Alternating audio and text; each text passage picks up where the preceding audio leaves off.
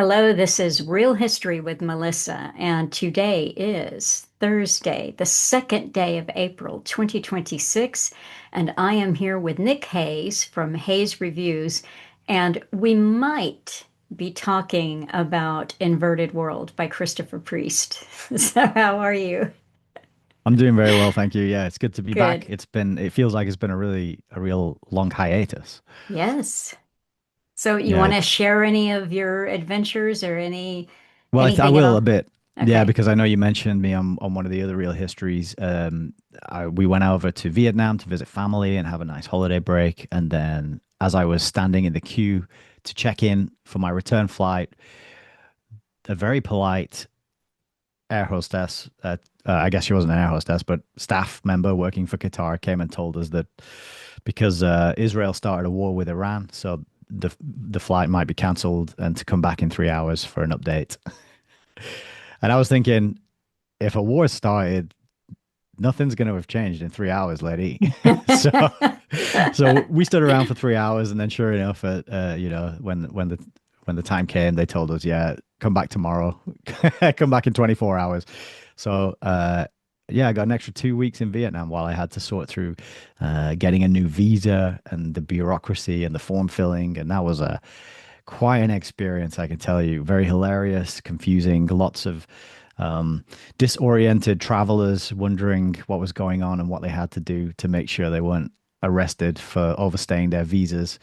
And So yeah, it became 5 weeks, a 5 week holiday, and then I got back and I was jet lagged and I had loads of stuff to do around the house, and so I haven't even got my own live stream up and running yet. So this is my first dive back in to making a recording and talking about books. So it's good to be here Good. at last. Yes, well, I was definitely looking forward to catching up with you face to face. I have seen you around, but haven't had a real good conversation with you yet. And the funny thing is that I think we talked more and communicated more when you were out, when you were away. I don't Yeah, know lots why of that was, but voice notes and those yeah because I was on holiday basically, so I yeah. just had lots of time showing my son around, introducing him to the Vietnamese culture and the food. I mean, he's still pretty young, he can't eat a lot of stuff, but he really likes those big fat juicy prawns that you get over there because it's a Ooh. coastal town. So he gave him one of them and he was munching on it with his 4 teeth, licking little bits off and occasionally choking because he was a bit Oh. ambitious with what he could swallow. And but yeah, it was a really good time to recharge, reboot, and just take a bit of time off from the screens, from sitting at my laptop and tickling my keyboard all day long and all evening as well. So overall, it was a very rejuvenating trip. Good. Well, the area is just beautiful. It's so there's a kind of a mysterious, otherworldly quality to the landscape for starters. Just neat, That's neat. right. It's for anyone interested, it's Halong. The city's Halong City, and the area is Halong Bay. And yeah, it's a UNESCO heritage site. There's only one place like it in the world. It was famously used on the introduction to a very early James Bond film. I think it was Doctor No. The plane flies in over these mountains sticking Ah, out of the sea. So, and it's up and coming. A lot of investment. They're expanding and growing the tourism, the coal mining. It's bustling. It's busy. It's happening. So it was a welcome change from England, which I got back and I was so shocked at the state of the roads, the potholes here now. It's like it's unbelievable. I was driving my 20-year-old car around just fearing for his life that if I hit a pothole the wrong way, that would be the end of him, you know? So yeah, quite a contrast. yeah, I've made some jokes about the potholes around here because they, certainly tax you enough, but nothing gets done with your money No. that you can see. And I said, if you don't hear from me again, I've gotten into a pothole, and that'll just be a clue. Go around, look for the potholes. You might see part of the car sticking up. Yeah. There, Smoke rising and yeah, yeah, that's it. It's very yeah, strange. So the contrast between the two places was something, but that's a whole podcast in and of itself. yeah. Well, good. Well, welcome back to your own neck of the woods, and more to come, I'm sure. Absolutely. Yeah.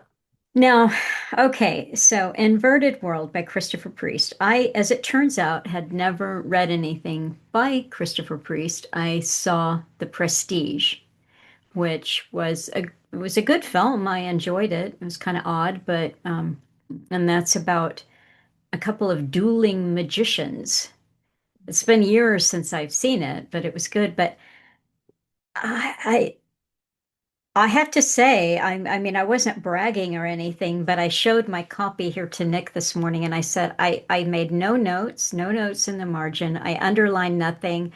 I have no marks in here, no tabs, no stickies. So at least show us your color-coded tabs. Yeah. So in contrast, I've had my copy for quite a while now, and I bought it off the strength of learning that Christopher Priest wrote The Prestige, which the film was based on. And I love the film. And actually, it's one of those that's better the second time you watch it. Mm. There's not many films out there that can pull that off, but Prestige is one of them, certainly. And I thought, and the other thing that made me buy it is on the front, there's a review. It says, one of the trickiest and most astonishing twist endings in modern sci-fi. And I love a twist ending, trying to Hmm. guess what's coming and trying to figure it out. And then the problem is, once you've seen enough of them, you can always figure it out, right? But yeah, I grabbed this copy a good few years back, and it's got a sort of neon pink and yellow psychedelic vibe to it. And I was really happy because I had these neon pink sticky tabs, and they just matched perfectly, and a couple of yellow ones because I ran out of pink ones. So I over tabbed it. I went a bit too far. I went a bit too tab happy, if I'm honest. But it looks cool on my shelf. It looks like I'm really smart, and I read things closely and take notes. So that's the important thing. Yeah, this time I just look like somebody who's like, "Ah, I don't care. I'm looking for the cliff notes, whatever." But I will tell you why right off the bat is I first of all, it is for me, it was a super fast read. And that's not all bad. It means that the writing is good enough and the story is engaging enough that you can just keep reading. At least I Mhm. could. So I could just pick it up, read it, read some more. Although I confess that about halfway through or so, I found myself just glazing over. You know how you skip just a little bit, Yeah. So I found myself Come on, doing, get on with yeah, yeah. it. And it did take maybe a little too long to get to the big reveal for my Yeah. taste, but I didn't have it wasn't difficult reading.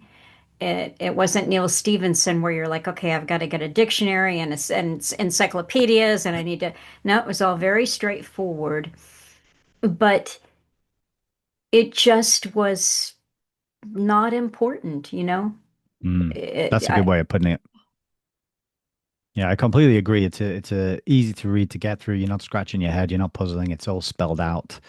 The mysteries are explained. There's a solution and a reveal offered at the end that ties it all together. Whether or not you find that satisfying, it'll depend on the individual reader.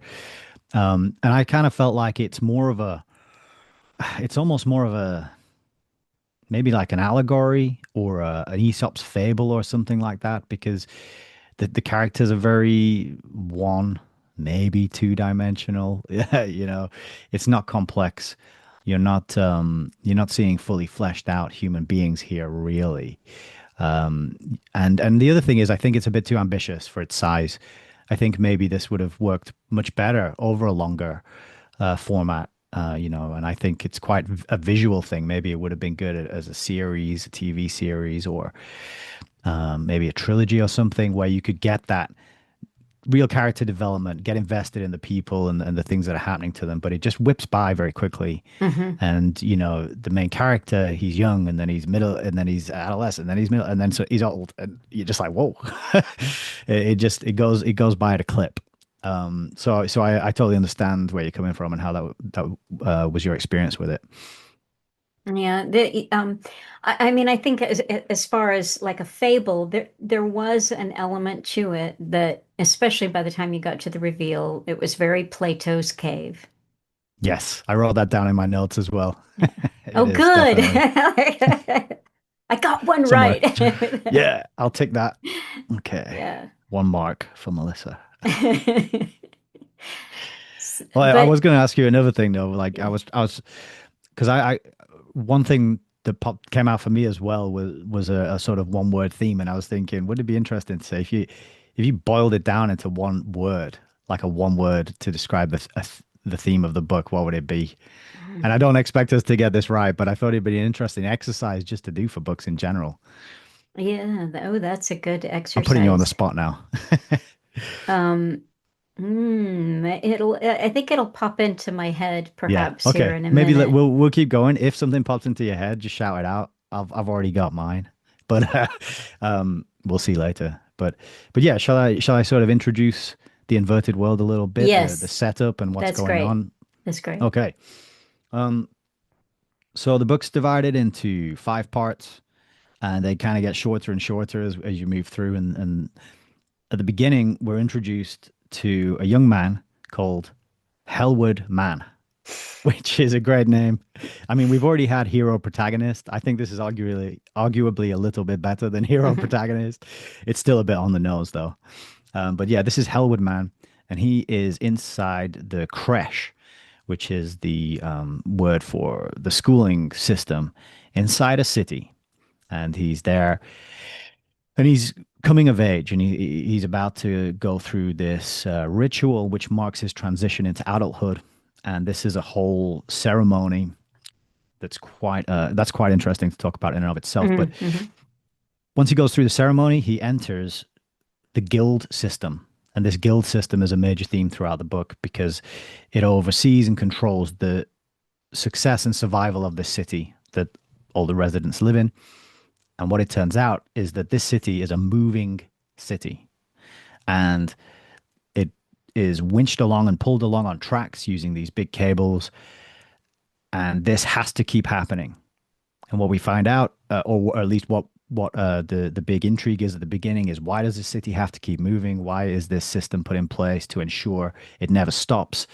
And we follow Hellwood on his journey, where he is growing up and learning about the world they're in and about the circumstances outside the city. Because as it pans out, the people inside the city they know nothing of they know nothing of the outside. They're just sheltered. I don't think there's any windows in there. I get the feeling it's this like claustrophobic, sterile, white corridors, little rooms, and that's how the children are raised and how the women are kept as well, for reasons which will become apparent. But the men, they get to go through this ritual, join a guild. There's six guilds, and they all have different responsibilities. And then as they're carrying out their responsibilities, they leave the city, they go out into the world, and the story is what he discovers there and how it affects him and how he his journey into adulthood, let's say. Is that a fair scene setting? Hmm. Yeah, no, I think that's very good. The choosing of the guild, the coming of age and choosing of the guild is very interesting because they don't seem to really have a good concept of what each guild does. It's not like they have been educated. They know that there are these guilds and the guilds have names and they may know that some of the elders, like in this case, Hellward's father is in a guild, and so Hellward decides to go into the same guild that his father is in, but his father has never told him really what this guild does. And so it's a very Masonic kind of ritual that they have to go through where they swear an oath and to reveal anything at all about what they see, what they of the outside world, what they learn, or any of their duties within their guild is they reveal it on penalty of death. Yes, and that's page 12. And Okay. Hellwood says, "Why didn't my father tell me about this?" And he's put on the spot. He's in the ceremony. The guildsmen are there. They're standing around, and they say, "Are you ready to take the oath?" And he's thinking, "What? What oath?" And then Yeah. they read it out, and he reads it back, and then they drop this bombshell on him. What you're about to learn, if you commit to it, if you go through it, don't share it with anyone, or we kill you. And he feels that because he's gone so far already, there's no turning back. This is a Hmm. young man. He says, already I could feel the pressures of the system about me, To proceed as far as this proposal and acceptance, and then to decline the oath was impossible, or so it seemed to me at the moment. So he's in it from page 12 straight on. He's initiated. He's swears on pain of death to keep the secrets of the guild system. And it's quite a. I have read this before many years ago, but it was pre lockdowns, pre Hayes reviews, before I knew anything about masonry, secret societies, world control, any of that. So I didn't really pick up on it. Oh yeah, okay, I made a promise. That's quite cool. But seeing it through the new knowledge that I've Mhm. gained since is like, oh, okay, I recognize this. I see what's going on here. Um, he's not allowed to reveal anything that he sees or experiences of the world beyond the city of Earth. And then we didn't mention Yes. this yet, but the city is called Earth. It's the Mhm. city of Earth, which is quite is not explained for quite a while either. But he goes along with it. He makes the promise, and then he is feeling the pressure of the system. And this is the theme for a good chunk of the book. This play between obeying the system, learning about why it's there, and then starting to question it and starting to think, is there a different way? Is there a better way? Is there any, um, can I exist outside of it? Is there any existence outside of it? So yeah, So that's also, what happens at this becoming an apprentice and swearing the oath is another bombshell is dropped on him by his father about his future mate. And that all happens. So he becomes an apprentice only just simply by making the oath, which has completely shocked him. This, you'll share this on pain of death. And he's like, oh, okay, I'll go ahead and do that. And at the same event, when they open it up to more of the public, now this was all done in a small thing, but now there's a kind of a party festive thing. And his father says, basically, okay, we've picked a woman for you, and I'm going to announce the marriage now. And or the engagement, so they don't actually get married there, but this engagement is announced. And mhm. so, and he knows the young lady from Krish because she's been in Krish too, and they aren't kept apart from the opposite sex, but he has no friendship with her. And now here they're going to be married. And so that is announced at the same event. So he really comes of age. His whole entire life changes just like that in one ceremony. Yeah, that's a really good point. I forgot about that as well. And their relationship's worth talking about, and how that progresses. And I felt like that was one of the parts that could have done with more exposition, a bit more time on it. But as I mentioned, it's an ambitious book. A lot is crammed in there, so you get the kind of the cliff notes, as you might say, of their of their relationship. But she's called Victoria. So you have Hellwood Man and Victoria. And then he's off to carry out some work experience, basically, with each of the different guilds. So this is where we start to learn about the different guilds and what duties they actually perform. Um, oh, actually, I should mention just before that, before he goes off to work with the Track Guild, which I'll explain in a minute, he's taken up to a sort of viewing balcony outside, and it's the Mhm. first time he's ever seen anything of the outside world. And it's first thing in the morning, and he's cold and he's confused. This is the morning after the party. So not only does he swear an oath on pain of death, he becomes engaged, and then he gets taken up, we dragged out of bed first thing in the morning when it's still dark, and taken up to this viewing platform, and they're just standing there in the dark. And eventually the sun rises, and it's not a typical sunrise that we would expect to see. There's something very unusual and very strange about the sun, which appears over the horizon in this world. And it actually takes a while to understand the shape of what he's seeing. But what he says is that we were taught in creche um, that the sun was a disc, a globe. basically. And what I'm seeing is not a globe. Hmm. When the sun comes over the horizon, he says that is not a globe. And so this is like a foreshadowing of kind of what a theme that runs throughout actually. And then he's off to work with the Track Guild. The Track Guild is the group of men who lay the tracks and pick up the tracks behind the city as it moves forward. They have to, it's grueling hard work, digging these deep pits, laying concrete beams, putting the tracks down, and then doing the whole opposite of that, and moving them up and down. And so what we learned is that there's these little electronic buggies that they use to move the materials back and forward, and these are plugged into charging ports. So they've got the EVs, they've got the electric vehicles. This is written in 1974, by the way, and that's worth mentioning because of Hmm. something else that comes up later. But they got these little electric vehicles, and but what we learn here as well is that something about the workforce. The people doing this work are not all city citizens. They're not all Hmm. from Earth City. Uh, I'll hand it over to you if that's all right to sort of introduce what's going on in this, or if there's anything you want to comment on that bit.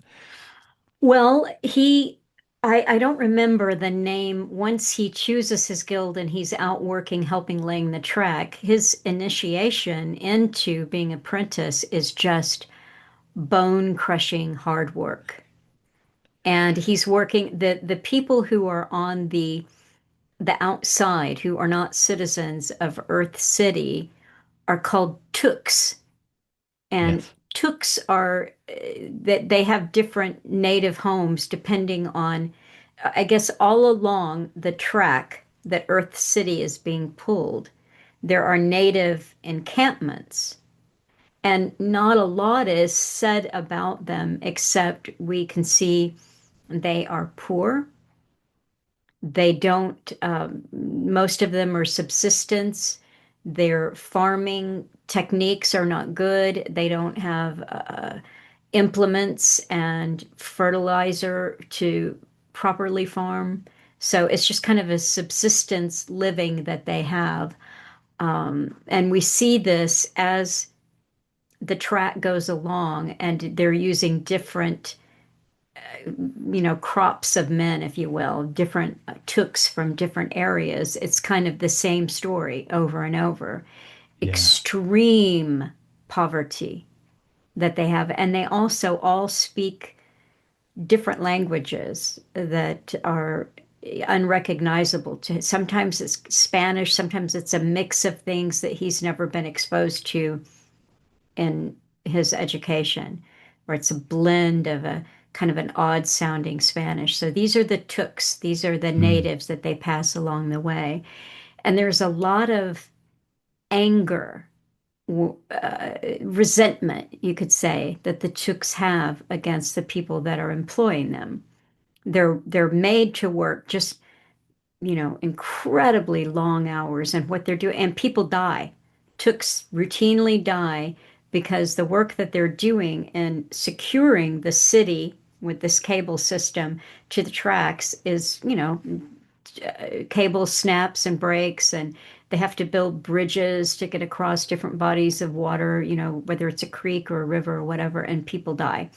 Mm. And there's another, I don't know if we should spring the main source of resentment now or if that comes later, but I think it comes there, a little bit later, yeah. but yeah, that's a great point. It's he realizes that he has to sort of help one of the guildsmen, the track guildsmen, sort of manage these non-city dwellers. And you're exactly right. There's language barriers, there's malnutrition, but they don't seem to have any other option.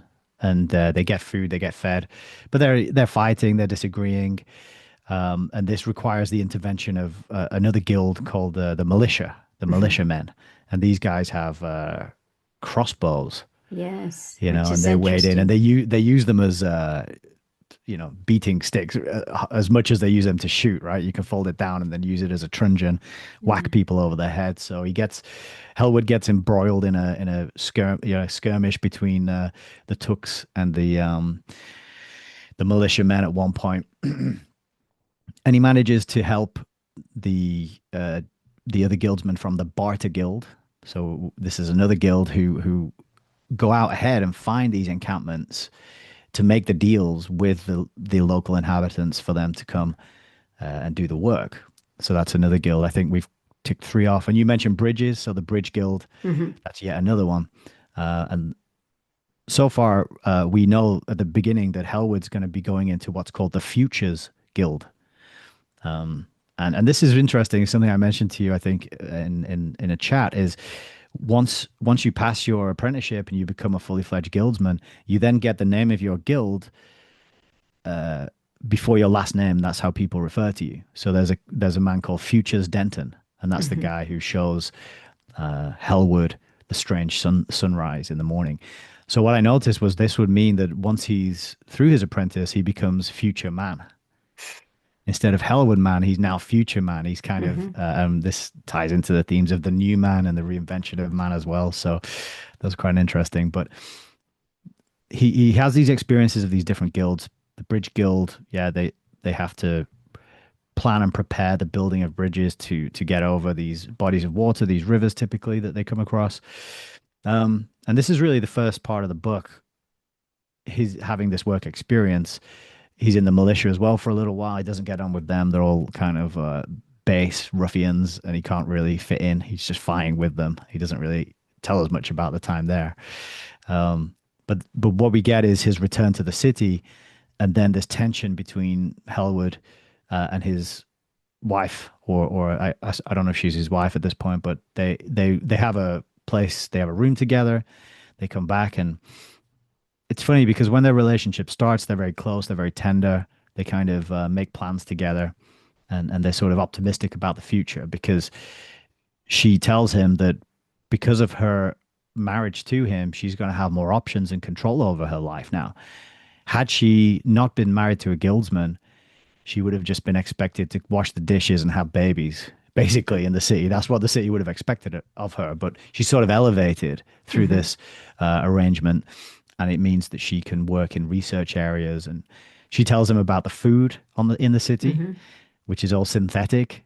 And then he's a bit grossed out because he finds out that the sewage system is linked into the synthetic food production system, and all the water aboard inside the city is reused and recycled. So you have this sort of a Frank Herbert Dune still suit type of situation, but in a city where every drop of water is sort of preserved and reused. So that's kind of gross, kind of reminiscent of some other sci-fi out there as well. I'm thinking of the film. I don't know if you've ever seen Snowpiercer or heard of that Yes, one, yes. right? And they have the I think it's like cockroach bars on that, don't they? And then of course there's Soylent Green, Yes. the classic. So the he's learning about these systems inside the city through her work, and then she asks him about his work, and he's really torn here. He wants to tell her about what he's seeing and what's going on outside, but he's worried he's going to get his head chopped off or caved in or whatever the punishment is or the way that's done. And so there's this sort of tension here between him revealing things to his wife and not doing, which is one of the more um, human sides that you get from Hellwood. Because quite a lot of the time he's a bit matter of fact. He doesn't sort of the interactions are quite the way they're described. Don't they're not carried described with a lot of emotion. You don't get invested in. You're not there with them. But their relationship, I thought, but they had a bit more of that because you could tell they were close, and it was difficult for them to manage this oath. And he was worrying about how much he could say and if she would betray him, and that would end up, in his early demise. So that's kind of the first part of the book, and this sort of goes on until at some point he finds out that he has a new assignment, and this is to go down past. Okay, just a couple of things before we go down past that what we learn about the apprentices when they go outside of the city walls is that they are learning a lot of things that they have no opportunity to, and it changes them physically. There are some changes that start to happen, but the first is that they get a lot more physical work and they're learning things like with the militia, they are learning some actual hand-to-hand combat kinds of skills. And he also learns to ride. And this is, so he rides a horse, and this is part of his training as future, to be an apprentice to become future man. The he's also exposed to the sun, so he gets a more muscular body, a more colored by the sun, and just physically fit. Now, the other thing is that what he learns from his wife, eventually they do get married. So it's just a matter of fact thing. They are Mm. living together, they're in their little flat, and then at one point she says, "Oh, they have their first fight, and then they make up from the fight." And then she says, "Well, we can just go get married. I found out it's not hard. All they have to do is just walk down to a place and say, okay, Oh yeah, yeah, we're getting it's a married." form. They just Yeah, fill a yeah. form out, right, and sign a That's form. it. And nobody has to witness, there's no big elaborate thing, there's no judge. They just fill out the form and then they're married. So they do that. But one of the things that we learn also about Hellward is that his mother is not in the city. His he doesn't have a mother. He hasn't seen a mother his entire life. So he's been raised in the creche. They're all raised communally. But his wife, I think, was her name Victoria? I think that was Yes. her, which is an interesting name too that factors in later. But so his wife is Victoria, and her mother is there. Her father is also a guildsman, and her mother is it's just an important piece of information that she has a mother who's physically there. A lot of now Hellward doesn't feel that he's so particularly odd because there are a lot of his fellow classmates who also don't have mothers. Mhm. And Mhm. is this a good time to reveal why, or do we wait for that? Yeah, there was something that Because just if popped up there, but it's really important because this sets the stage for his next the next leg of the story and why he gets sent on this mission. But just before that, through his conversations with Victoria, I was just reminded she reveals to him that the city has two big shortages that are always going on, and it's always a problem. One of them is water, as we already touched upon, and then the other one is population. And the problem with the population is that too many boys are born in the city, and they have a real imbalance in the sexes, which makes the future prospects of the city untenable unless something is done unless, about it. yes, unless the barter guild goes out into the native villages and barters for their women. So they're not only bartering for the tooks who help to lay down the track and move the village along, they must barter for village women. They take them and they promise where whatever village they're stopping at, your women will be well treated. We will have them for a period of time and we will return them to you. They will have been cared for. We will return them to you. Now, this is not liked by the village people. The women don't seem to mind it that much, but the men don't like it at all. Mhm. And so what happens is the women are bartered for, they're young, breeding age. They take them into the city of Earth. They are well cared for. First of all, they're thoroughly examined for any kind of disease or problem, etc. That is taken care of.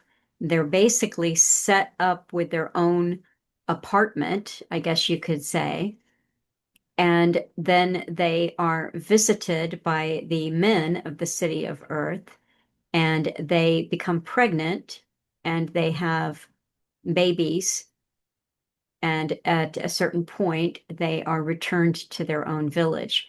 Now, I don't know if you want me to keep going with how this works, but Well, yeah, they're well looked after. They're given freedom when they're in the city, and the deal is and there's a little bar as well for them to hang out in.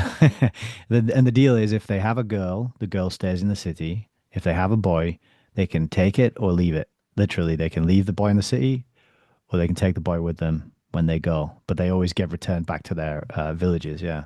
And there's a bit I marked up here that I want to read. This is page 100. And this whole process is called transference. And when Hellwood learns about it, he's talking to Collings, who's his barter guild teacher, as he's doing his work experience in the barter guild. Transference. And Hellwood says, "What is that?" Collins said, "It's what makes us so unpopular. The city looks for settlements where food is short, where poverty is widespread. Fortunately for the city, this is a poor region, so we have a strong bargaining position. We can offer them food, technology to help their farming, medicines, electrical power in return. The men labor for us, and we borrow their young women. They come to the city for a short while, and perhaps they will give birth to new citizens." I've heard of this, I said. "I can't believe it happens." "Why not? Isn't it immoral?" I said hesitantly. I just thought that bit was funny, the way he hesitates. He's like, "Isn't this immoral?" Um, Collins replies, "Is it immoral to want to keep the city peopled? Without fresh blood, we would die out within a couple of generations. Most children born to people in the city are male." I remembered the fight that had started. This is a fight around the tracks and with the men and the militia. "But the women who transfer to the city are sometimes married, aren't they?" "Yes, but they stay only to give birth to one child. After that, they are free to leave." And then he says, he's reflecting here, just thinking, "And then I understood the diffidence with which Victoria had spoken on this subject. My mother had come to the city from outside and afterwards had left. She had not taken me with her. I had been rejected.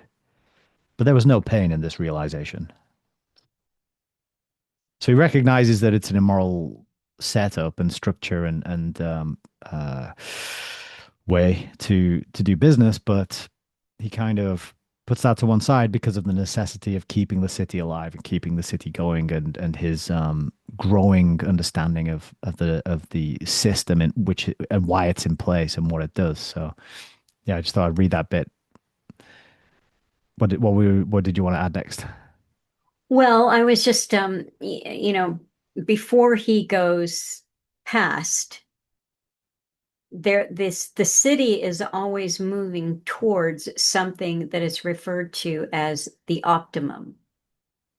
And they never seem to reach optimum. At least that's his understanding initially. They don't, there's a place they're going and they have to keep going. They have to get to optimum. And there are all these calculations. Where are they now?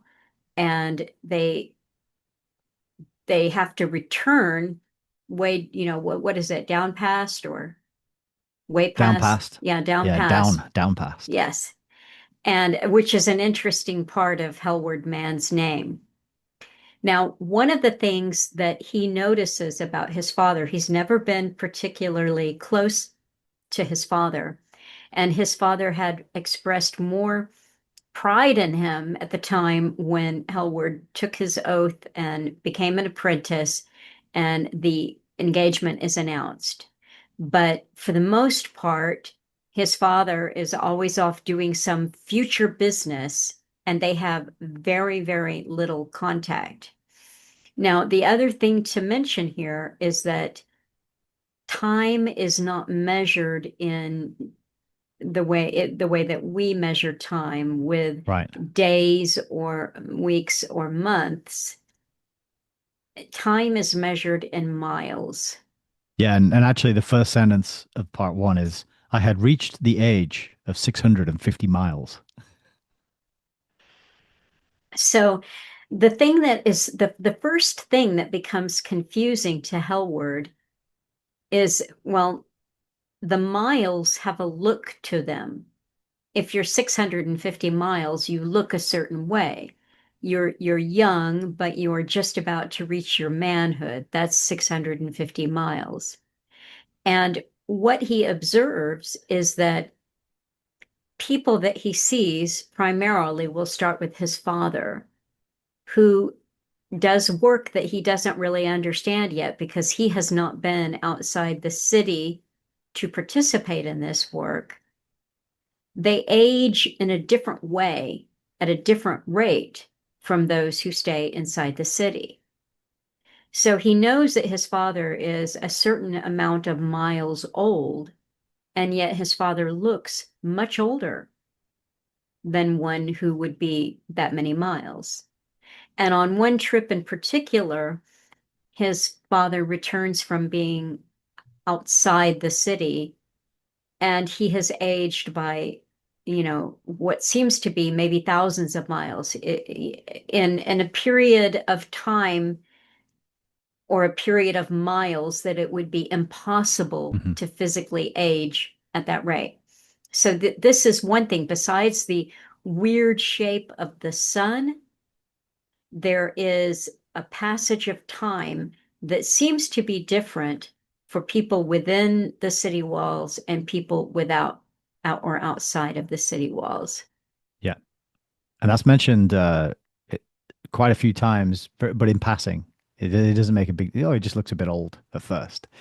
And then, so the next section we'll get onto is his journey down past. And right before he goes on this journey, which is part of the initiation, it's the duty of the young, um, I'm going to call them initiates, but that's not the word for them. The apprentices to return some of the borrowed women back to their settlements, their encampments, and the young men are always used to do this. It's just part of that, and the reasoning is what they learn, what they see, and what they experience is going to answer some of their questions and reinforce why things are the way they are. Right. Just before he goes on this journey, he sees his dad gets taken into a room, and his dad is, yeah, very very old. It turns out to be the last time he sees him, and they exchange a few words. Um, he finds out Victoria's pregnant with between with his child, and so he says, can my trip be delayed? And they say no. The guildsmen say no, and he says, but like, I'm just asking you to be reasonable. And he says something like, you can ask me, but I can't be reasonable. This is the rule. This is the way it is. You have to go. So then they give him a rope and a tent and some synthetic food, which is, you got it. When I talk about the synthetic food, you have to think of the Matrix where they're eating that gray snotty goop, because that's exactly how it's described here. Is this gray porridge like thing that tastes terrible. They say don't eat any of the food out there because it'll make you sick. You got to stick to your gray goop slop. And he's given these three young women to take back to their encampment, and then he sets off on this journey. And this is really where the book gets weird. And I've read this section twice now, and I still kind of like struggle to picture how I got a better handle on what was going on this time, the second time reading it. The first time I read it, I couldn't even get my mind's eye on how to picture this whole event. But it's quite a good section of the book. So, um, Well, anything you want to add? yes, I mean, I think before we go, before you take us on the weird journey or start us out there, it's important to just to stress that Victoria is incredibly unhappy about this, and he's not happy about it either.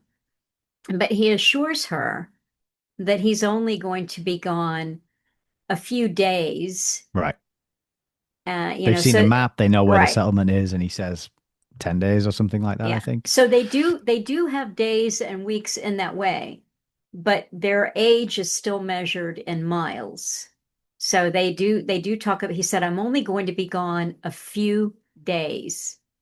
And they give him the food. He sees the food and the provisions that have been packed for him, and it's a few days worth of provisions for himself and these three women. Yeah. And I think, was there some other thing the other thing that I wanted to just set up for you is that the three women the three native women look good. They've been in this city long enough to have recovered from the delivery of the babies. They have their shape back. They are healthy looking women. There are three of them and one baby boy. Because Mhm. remember, the city, so the other two we can assume have had baby girls and they have been left behind in this city. So Hellward has set off on this with his provisions, three native women and an infant boy. Yeah, And good. that's our setup as we head down south or uh what is it Down called again? past. Down past. Thank you. Okay. And that's another thing, just as a quick aside, is the sun doesn't rise in the east there. It actually rises in the southwest or something. That's another curious thing about the sunrise that he witnesses. He's like, there's the sun rising in the southwest, like it always does, and it's just sort of glossed over. So that's another curious thing that gives the attentive people a bit of a clue. Although, if I don't know, if you got to this part of the book and you worked it out, I'd be so impressed. Right, the twist ending. I mean, I had no idea what was going on when I first read it. So he sets off on this quest. Did you want to add something there? Well, I did, but then I kind of forgot what I wanted to add, but it's about okay, so he's got the provisions, he's going down. Well, if it pop um you said that you didn't understand you said you didn't pick up on something the first time you read the book years ago that you then understood the second reading through, and we are at the point where you can bring that up if you want to. Well, I But meant that I never would have I never would have guessed the twist and the ending. oh, That's what I was not the saying. Yeah. twist. It was the No. other thing that you said about first and third person. Oh yeah. Because here we change. That's it. Right. Thank you. Yeah. So the first time I read it through, I didn't notice this. On this read through, I realized that from the first section is all told from Hellwood's point of view. It's his narration about what he sees, what he does, who he talks to, what he says, and then it switches in part two to third person. So we have this perspective shift. And I messaged you and I said, "Hey, did you notice this?" And you're like, "No, I didn't even notice." And I realized I hadn't noticed the first time. And I was thinking, it's amazing that can happen without us noticing in a book. But it could be part of breezing through it and not being that, No, reading it I closely. didn't. I mean, I was at that point, though. I was still, I mean, look, I didn't hate the book. That's not what I'm saying, but I wasn't at the point where I'm like, okay, this should move faster and I need to get on with it. But I was still at the point then in part two where I was very much engaged with the material and I did not notice it. It's so interesting, isn't Yeah, it, that that yeah. can be done that way? Um, but yeah, I noticed this time. And so now we are third person and we're following Hellwood and his three young, voluptuous natives as they wind their way away from the city, going down past, which is sort of in the opposite direction in which the city is being pulled and is traveling. And strange things start to happen. And firstly, they don't get on very well. Uh, the woman carrying the baby is very slow. They're all shy of each other. But eventually they sort of warm up and the girls start flirting with him and they play around and to cool off because it's quite hot in this environment. So they play around like cooling off go swimming to cool off and Let's they not end up. forget to say about the other apprentice he meets who Oh, yes. So he tells meets an him about the apprentice coming women. back. Yeah, he meets an apprentice coming back in the opposite direction. And this is really interesting. That reminds me of something that I do want to mention a bit after. I'll just make a little note here to bring it up. Um, so he sees somebody from the crash that he knows coming the opposite way, and he says, "Can you feel it?" He talks in his strength about feeling something. He says, "Oh, you can't feel it yet." And then he's talking in these sort of vague terms about something Howard doesn't quite understand. And then he says, "Oh, have you done it with those girls yet?" And Hell's like, "No, I'm married."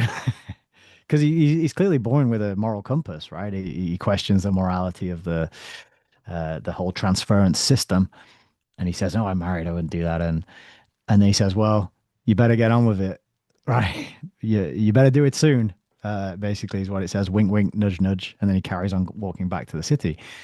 It's a very casual encounter. There's no alarms raised. There's nothing. There's no words of caution or warning or anything. So Hellwood carries on, um, and then the girls start flirting with him, and then some jealousy arises out of the sort of relations that they end up having. But very soon, he starts to realize that something strange is happening to the girls. And what's going on is they go to sleep one night. He wakes up the next morning and he notices that they're a bit smaller and their clothes don't fit properly because they're wider. So suddenly their clothes are very tight, popping, right? And they've got their figures back, and so this is causing even more sort of tensions, let's say, in the group. And and it's very gradual at first, but then at some point he kind of, I guess they go to sleep again, and he notices the neck, and it's now the point where they can't really wear the clothes. They're just impossible to fit, and these women are even shorter, but even wider again. And this is where it gets really, really strange. Um, the girls tell him that they don't want to go back to their encampments because if they do, their husbands are going to kill them for their for having gone to the city. What Howard also notices is the baby isn't being affected, and so the mother of the baby, is actually getting so squat and wide that she can no longer properly carry the baby. This happens really gradually at first, and then there's just this Yeah. crazy acceleration of what's going on. The thing that showed the one event that happens right before the crazy acceleration is that the baby rejects the mother's milk. The That's it. mother's milk Yeah. makes the baby violently ill, and only some I think Hellward has the thought to give it some of the fake synthetic food, Hmm. and then the baby's okay, but the baby cannot tolerate mother's milk at all. Yeah. Nor can the baby tolerate anything that is native food or native water along the way. So the baby has to have the synthetic food. Hmm. Yeah, that's right. And then, as I was just describing, there's this, he's noticing this gradual change, and then suddenly, I guess it's sort of seconds or minutes even, the women are so short and so wide that they're basically just smears or lines of pink in front of him. And it's not, it is at the same time that this is happening to the women, the landscape is undergoing the same shift. So they were walking in the valley of underneath mountains, and the mountains have now become weird smears of just, kind of color that goes along the horizon, that he's quite sure that's where mountains were, but now it's just kind of a line of color Yeah. there.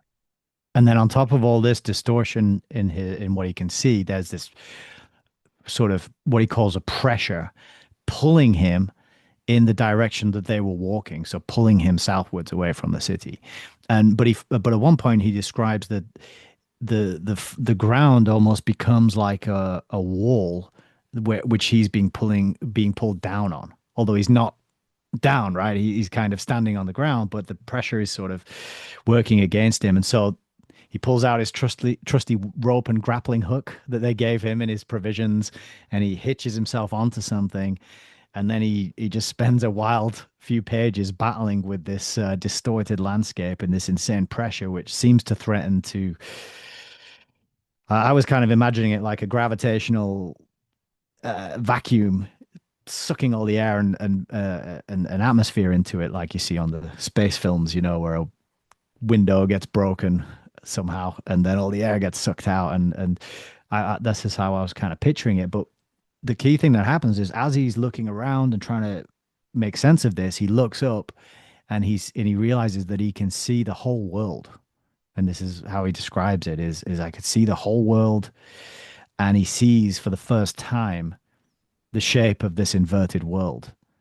And it ties into what he'd seen previously when he saw the sunrise on that morning. And what he can see is from where he is, there's uh all the ground that they've covered, and then a big sort of spire that goes up and up and up further than he can even see. And this has got all the features of a landscape on it, rivers, mountains, and everything. It's all on this sort of, it's like a disc with a central spire that just goes up further than you can see. And he realizes that this is the shape of the world he's on.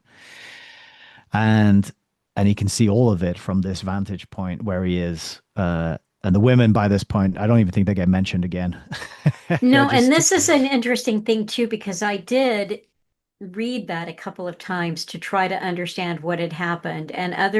He describes them, and this is the last time we hear about them. They are 12 inches high by 5 feet wide. right. So they're literally 5 times as wide as they are high.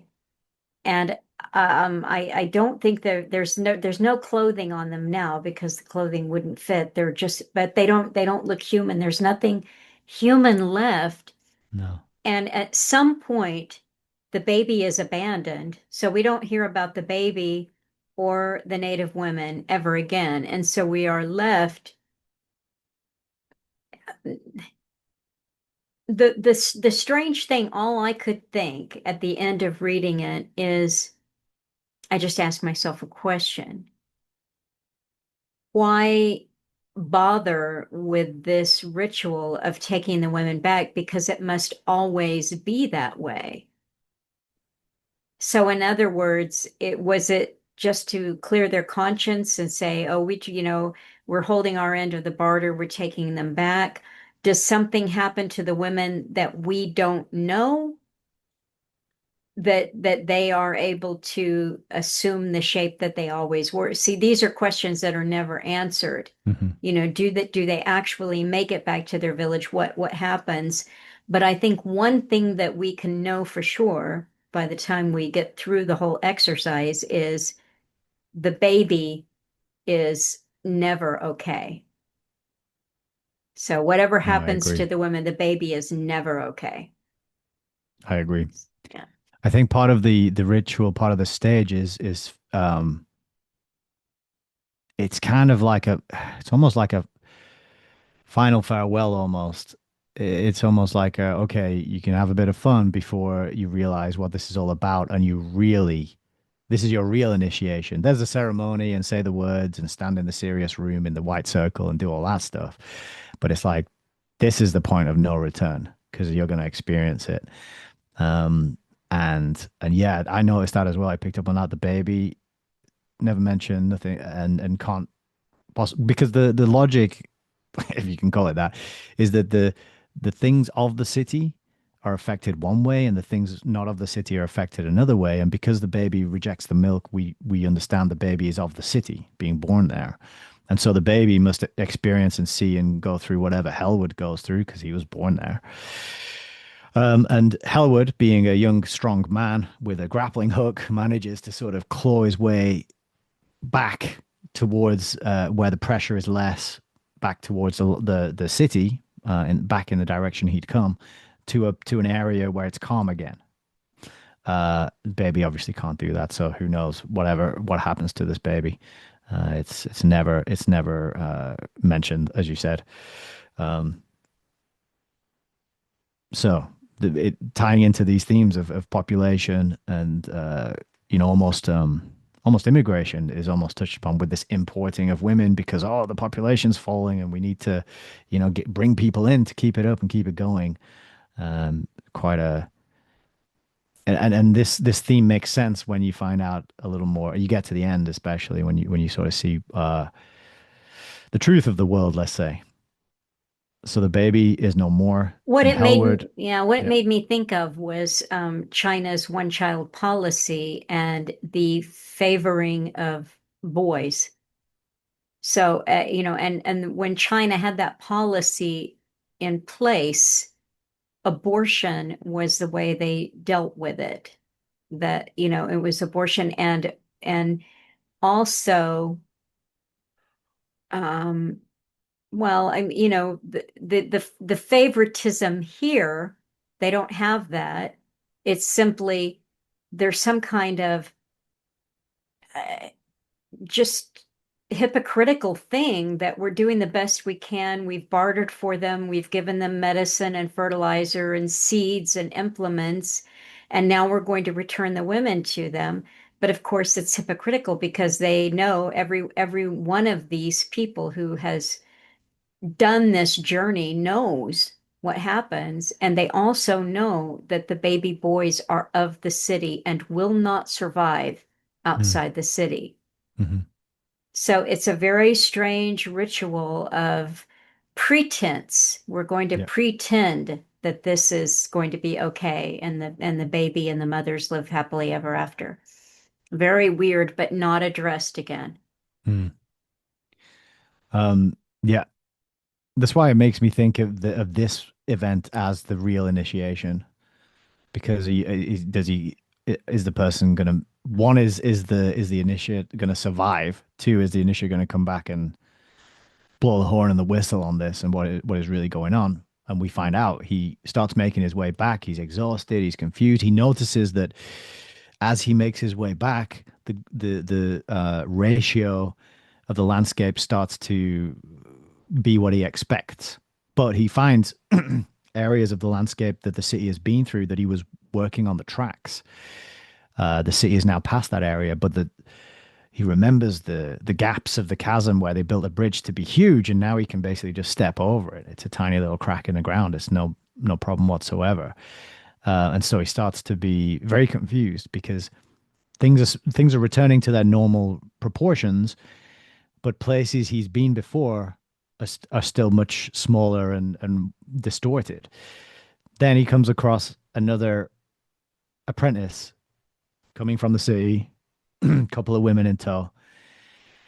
And he basically says to him exactly the same thing that the apprentice he met said to him when he was on his way down. And that's the thing I wanted to comment on, which is I just wrote the word loop, um, because I've seen a few horror films. It's a bit of a tangent here. I've seen a few horror films before, but there's a really good one. It's called what is it called? It, it might be called The Ending or something like that. It's just the word "the" and then a single word, and it's a kind of Lovecraftian horror film about two brothers who go and visit a UFO cult and the Infinite or something like, oh, The Endless. I think it might be called The Endless. And it's a low budget, but it's incredibly well done, I thought. And part of the horror that they encounter while they're being tormented by this Lovecraftian creature that you never see because it's that Lovecraftian horror that's too big to comprehend and would drive you insane, is they find people who are stuck in these loops where they get killed over and over again. And they're just in this infinite loop, and every time the event unfolds the same way, and then it restarts, and they're back in it. But they're conscious of every loop that they've been through, right? It's a kind of was it Sisyphus who got his liver pecked out on the side of the mountain forever? No, it wasn't. He was pushing the rock up the hill, wasn't he? Prometheus. Prometheus got it. Yes. So this just gave me this word just popped up for me like it's a loop, because you got they're passing each other, and he says the same thing, which was again reinforcing what you said, how this thing is just not addressed or mentioned or talked of. And they kind of talk about going down past, and you saw what was down past, but they never dissect it between themselves. I'm talking about the Gilsman now. And so eventually, after a long and arduous journey, he makes it back to the city. I think he comes across a friend of his first, doesn't he? He meets a friend of his um, who's also making his way back. Yes, and I think that the tone with that friend was very odd. It's like they used to be good friends, but now there's so many miles between them Right. that they don't really seem to have anything in common anymore. And I think it's because Hellward has logged a lot of miles, whereas his friend that he came up with, and I think that's one of the things that he observes about him too, is they were in Krish at the same time. They were the same amount of miles, but now Hellward has a lot more miles on him, and they really don't have anything in common. Yeah. Yeah, that keeps yeah, this happens again and again and again uh through his story. And he tells him that he's suspicious of him at first, and he tells him that there's been attacks from the Tooks. You know, they're all banding together and attacking the city, and they're killing apprentices and stealing their uniforms and going undercover to kill more apprentices that are being sent out on this journey. They're cottoning on basically and trying to fight back. So this is a big shift actually in the story as well. So he gets back to the city, and and then this is a it's all changed. Everything is not as he left it, let's say. Well, one of the things is that the city has it's sustained quite a few attacks. So Yeah, the Tooks have organized themselves and they've been attacking the city and they've completely wiped out the creche. The creche has been I don't know if it was bombed, whatever happened, it's been burned to the ground, incinerated. And much of the internal part of the city is just incredibly damaged and a lot of people have died. And the creche was destroyed, including all of the children who were in the creche. And this is terrible for the city because their population and sustaining it is important. Now, there is no, that I don't think we got ahead of ourselves there. Um, so that's the main thing is that he sees that the city has it's gotten an incredible amount of damage. But another key thing that he notices is that where it is on the track, yeah, where not is what you mentioned earlier coming back, he's confused because he's taking a bridge or to, they just built a bridge over this huge chasm and now he can just step across it with one step, no effort. So there are all these strange things that he's noticed, and then he goes back to see just major damage. yeah. And the city is way further than he expected it to be based on Yes. his subjective time that he's been away. Hmm. It's moved much. He Yeah. expects to find it, and it's days and days more of traveling until he eventually catches up with it. Yeah. And so he goes in, and then it is revealed that during this time that he's been away, his son has been born and then subsequently killed in the crash, which was wiped out by some sort of firebomb when the Tooks attacked. And also that Victoria's annulled the marriage and married somebody else and is living with somebody else now. And And the, she's pregnant. and she's pregnant. Oh, I forgot about that bit. Yeah. Oh, that's a double whammy, triple whammy. Yeah. He takes it pretty well though, does Hellwood, to be Well, fair. he does, except for he does what he doesn't, what Hellward doesn't understand is how it's possible. Because in Hellward's mind, he's been gone a few days. Now he knows he's been gone longer than 3 days because he had some difficulties, but he still thinks he's been gone a week. Hmm. And he does take it matter of factly. He does accept, okay, I've been gone a lot longer than I thought I had been gone. But he's been gone over 2 years in what Yeah, seemed to him to be a week. that's right. That's right. And so this is a big shock. And and he has to and the city's under siege. The militia is on double time guarding and protecting the track layers and the bridge builders. And to top it all off, they are quite far behind optimum, which is the line that they want to keep up with and travel at in order to in order for things to be good, safe. I don't know. He's never quite clear. But the further away from the optimum, he now knows, the closer they're going to be to this area of pressure and distortion, and he interprets that as just certain death, certain doom. You know, it's game over if you succumb to that and can't, use your grappling hook to claw your way back. Um, I think that brings us into part three, doesn't it? And then it switches back again Hmm. to third person, and this is where he has his first experience, I think, as futures. Is that right? Or am I skipping Hmm. over something important here? No, I don't think so. I think I'm you've just gonna got it. Yeah. make sure that part one's the longest, part two's a little bit shorter, and then it goes three, four, five. Hmm. So essentially, he wants to talk to Victoria. He is shocked. He accepts it, Yeah. but he's shocked that she is living with another man and this, that all of this. But he tries to see her, and the message is given to him that she does not want to see him. Yeah. So he just goes back out of the city to do the other things that he needs to do as, future And he man. and one of the things is that he finds, and this is one of the themes that I wrote down as well, was kind of the alienation that he experiences from the city people and from the life, even though he was supposed to get married. It's almost like the guildsmen and the guild knew that that was never going to work. I mean, they must have known it was never going to work. And so he becomes like he finds it more comfortable to sleep outside the city by the tracks with the people working on the tracks and to throw himself into his work, into the things that need to be done. This just becomes his all consuming and takes over his life. And every time he goes back in the city, he's always a bit like, ugh. He doesn't quite feel comfortable or at home there.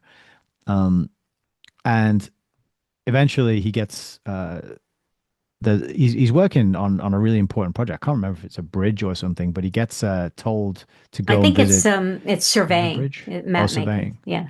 Well, yeah, he's working on repairs or bridge building or something, Oh, and then he gets told to go out. okay. And do they call it up future? They call it down past, but I don't think they say up future, do they? What do they say? I don't remember the term for it, But they but call it yeah, future. They do yeah, call it it future. is. Um, and he goes with another guildsman from the Futures Guild, and this is where he learns about what it's like in the future. And this wasn't anywhere near as difficult or as trippy or as hard to understand. This bit was made sense by this point and was a lot easier. And so, yeah, the role of the Futures Guild is to head out on horseback using that riding skill and survey the land so that you can bring that information back, give it to the navigators, and they can plot the course of the city based on the landscape up ahead. So part of this is scoping out settlements, hills, rivers, and then in this, because they're on this war footing with the Tooks, they're also looking at where they're going to have the best advantage to defend the city from these attacks. And so he goes out and learns how to use these. He gets a camera and he can take pictures and videos, and he learns how to use these different devices for measuring aspects of the landscape. And the this guy is with the other guildsman is taking his time and setting these things up and going over here, and days pass, and then he starts to think we're gonna have to get back to the city. You know, we're gonna there might be another attack. We need that to be there to defend. We need to fight. And he's hurrying this guy on, and he's like, "Oh, you haven't been up here before, have you?" He says, "No." He says, well, "Don't worry about it." They never explain anything. They always just say, "Don't worry about it. Yeah. You'll experience it, and that will be your knowledge, right? Mhm. That will explain it all." And so more days pass, and then eventually they head back, and he has the same experience, but in reverse. So this time when he goes back, nothing's changed. Nothing's happened. Barely anything has happened, right? No progress, no movement. They've been gone for I don't know weeks or whatever it is, and you get back, and it's barely a day or two or three that's elapsed in the time of the city dwellers. And so this is the condition of going up future. Is your subjective time is very long and very slow, but the city time, no, the other way around. Sorry, your subjective time is what it is. The city time is very very slow. So you can go away for a long long time, and you can get back, and barely any time in the city has elapsed. And this accounts for the aging members of the Futures Guild, such as his father and Clausewitz. There's one called Clausewitz as well.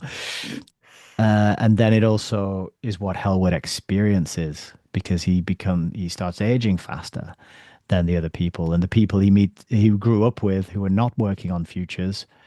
He's much older than them. He's got all this time under his belt that shows in his face, and of course affects his attachment to the city itself. And so this kind of reveals to us the nature of down past and going up front. And then some other things are talked about as well. So we mentioned the optimum. The city wants to keep at optimum. What what is kind of what is unclear, I think, and it kind of goes back and forth, is whether or not the optimum moves. Because at first he's told that the optimum moves, and so the city has to move to keep up with it or reach the optimum. And then later he's told that no, the optimum doesn't move, but the ground moves beneath the optimum and the city. And so that's why the city has to keep moving. All right, it's really interesting.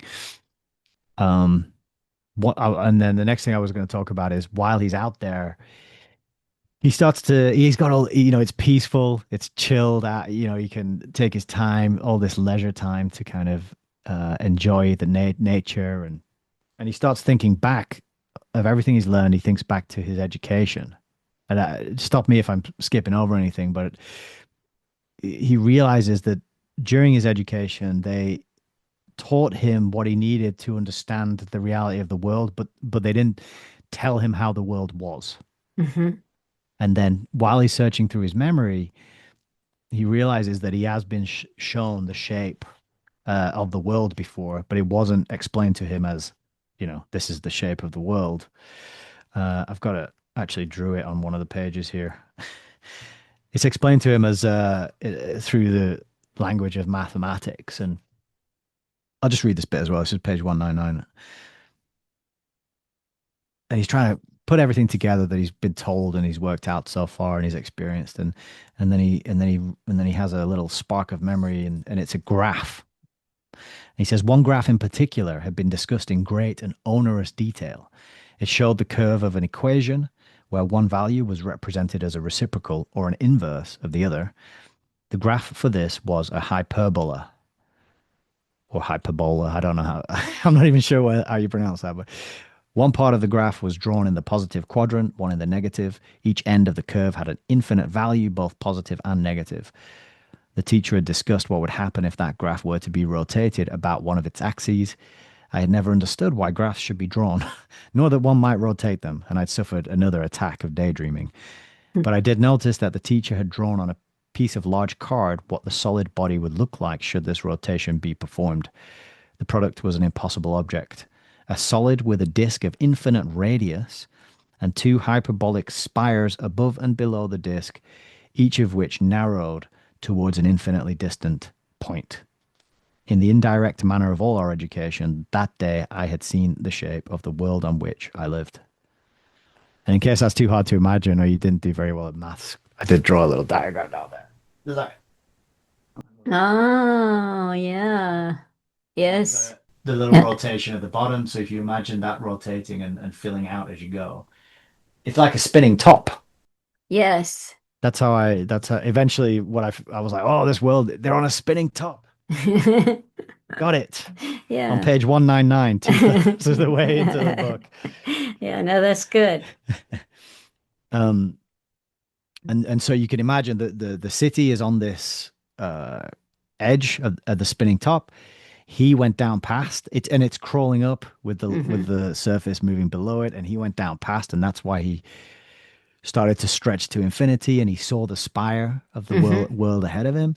And then when he goes up, he's the ground's moving at a different speed, and that's why the time is sort of reversed. It moves very quick when it's going out on the flat plane. I don't know if Right. that's the X, Yeah. and it's coming slowly in on the Y plane, accelerating, getting faster, going out. Right. Yeah.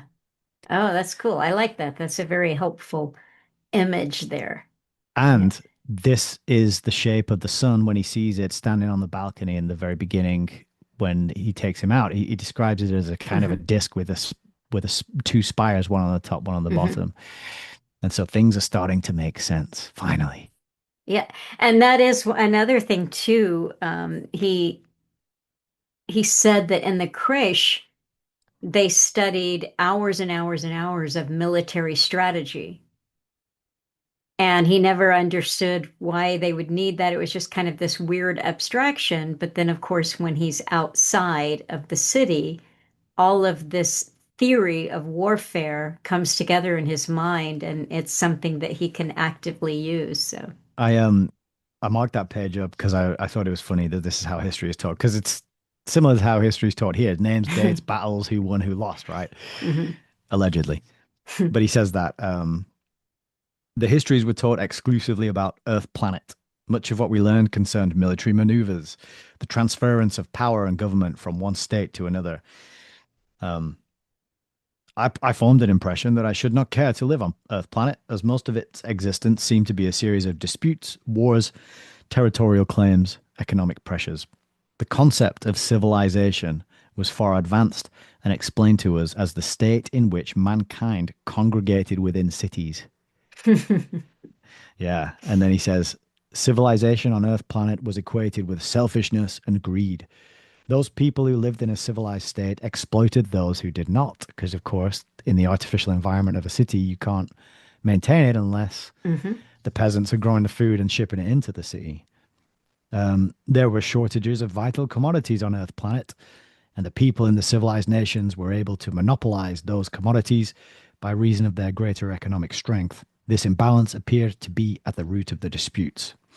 And then he says, suddenly I saw parallels with with our civilization and the Earth one. He says the process was inverted, but the product was the same. Yeah, so it was interesting that I liked that section where he's reflecting on education and how the symbols are put in front of us. Alan always used to say it's put there, but it's almost in a mocking way because Mhm. most of us are unable to read that language and know those connections. One of my favorite things that he taught that I learned from Alan was in Waiting for the Miracle, talking about consonant sounds and the interchanging vowel sounds and how you can have a word like NASA, Mhm. Nazi, Nasi, and play with the vowel sounds, but there's a thread of meaning there and you can identify it by looking at the consonant sounds only, right? So, and it's Mhm. just that Mhm. different way of reading and interpreting things, and I like to play with words and chuck them in the book club chat sometimes, you know. And an example I thought I noticed recently was digital, and I realized you can break it down to dig it all, and then the question is dig all what? Well, it's your data. They're data mining, so it's digital data mining, dig it all data. And then mining is mining. It's making something mine. See? Mhm. Mining. So Mm. Oh, these kind of good. these kind of Yeah. word games and word plays reveal a lot, I think. Mhm.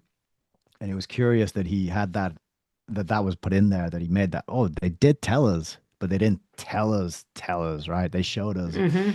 but they didn't tell us. So it just speaks to the very clever nature of a system such as this, right? Because it's not just the guild system, it's also the education, the creche. And then another Mhm. aspect that I wanted to mention is in the creche, he talks about how he'd slept with a bunch of the girls in the creche, not Victoria, but he slept with a bunch of others. And this reminded me of Brave New World, Mhm. because he says the teachers they knew it was happening, they couldn't do anything about it, right? But I bet they could, but they allowed it because they knew that they didn't want people to have these strong bonds and these strong relationships, especially not when the men had to go out and do all this crazy stuff on inverted world and risk their lives all the time. Right. So what happens next? And then I think that's pretty much it for that section. I think so. I think that probably it's possible that either before or after his up world or where he goes up adventure, he does finally succeed in having a conversation with Yes. Victoria. That's a little bit, yeah, Is that's in that the same later? section. A little bit Okay. later, yeah, a few Okay. pages later. Oh, and so this is important to mention as well. Do you want to talk about the Terminators?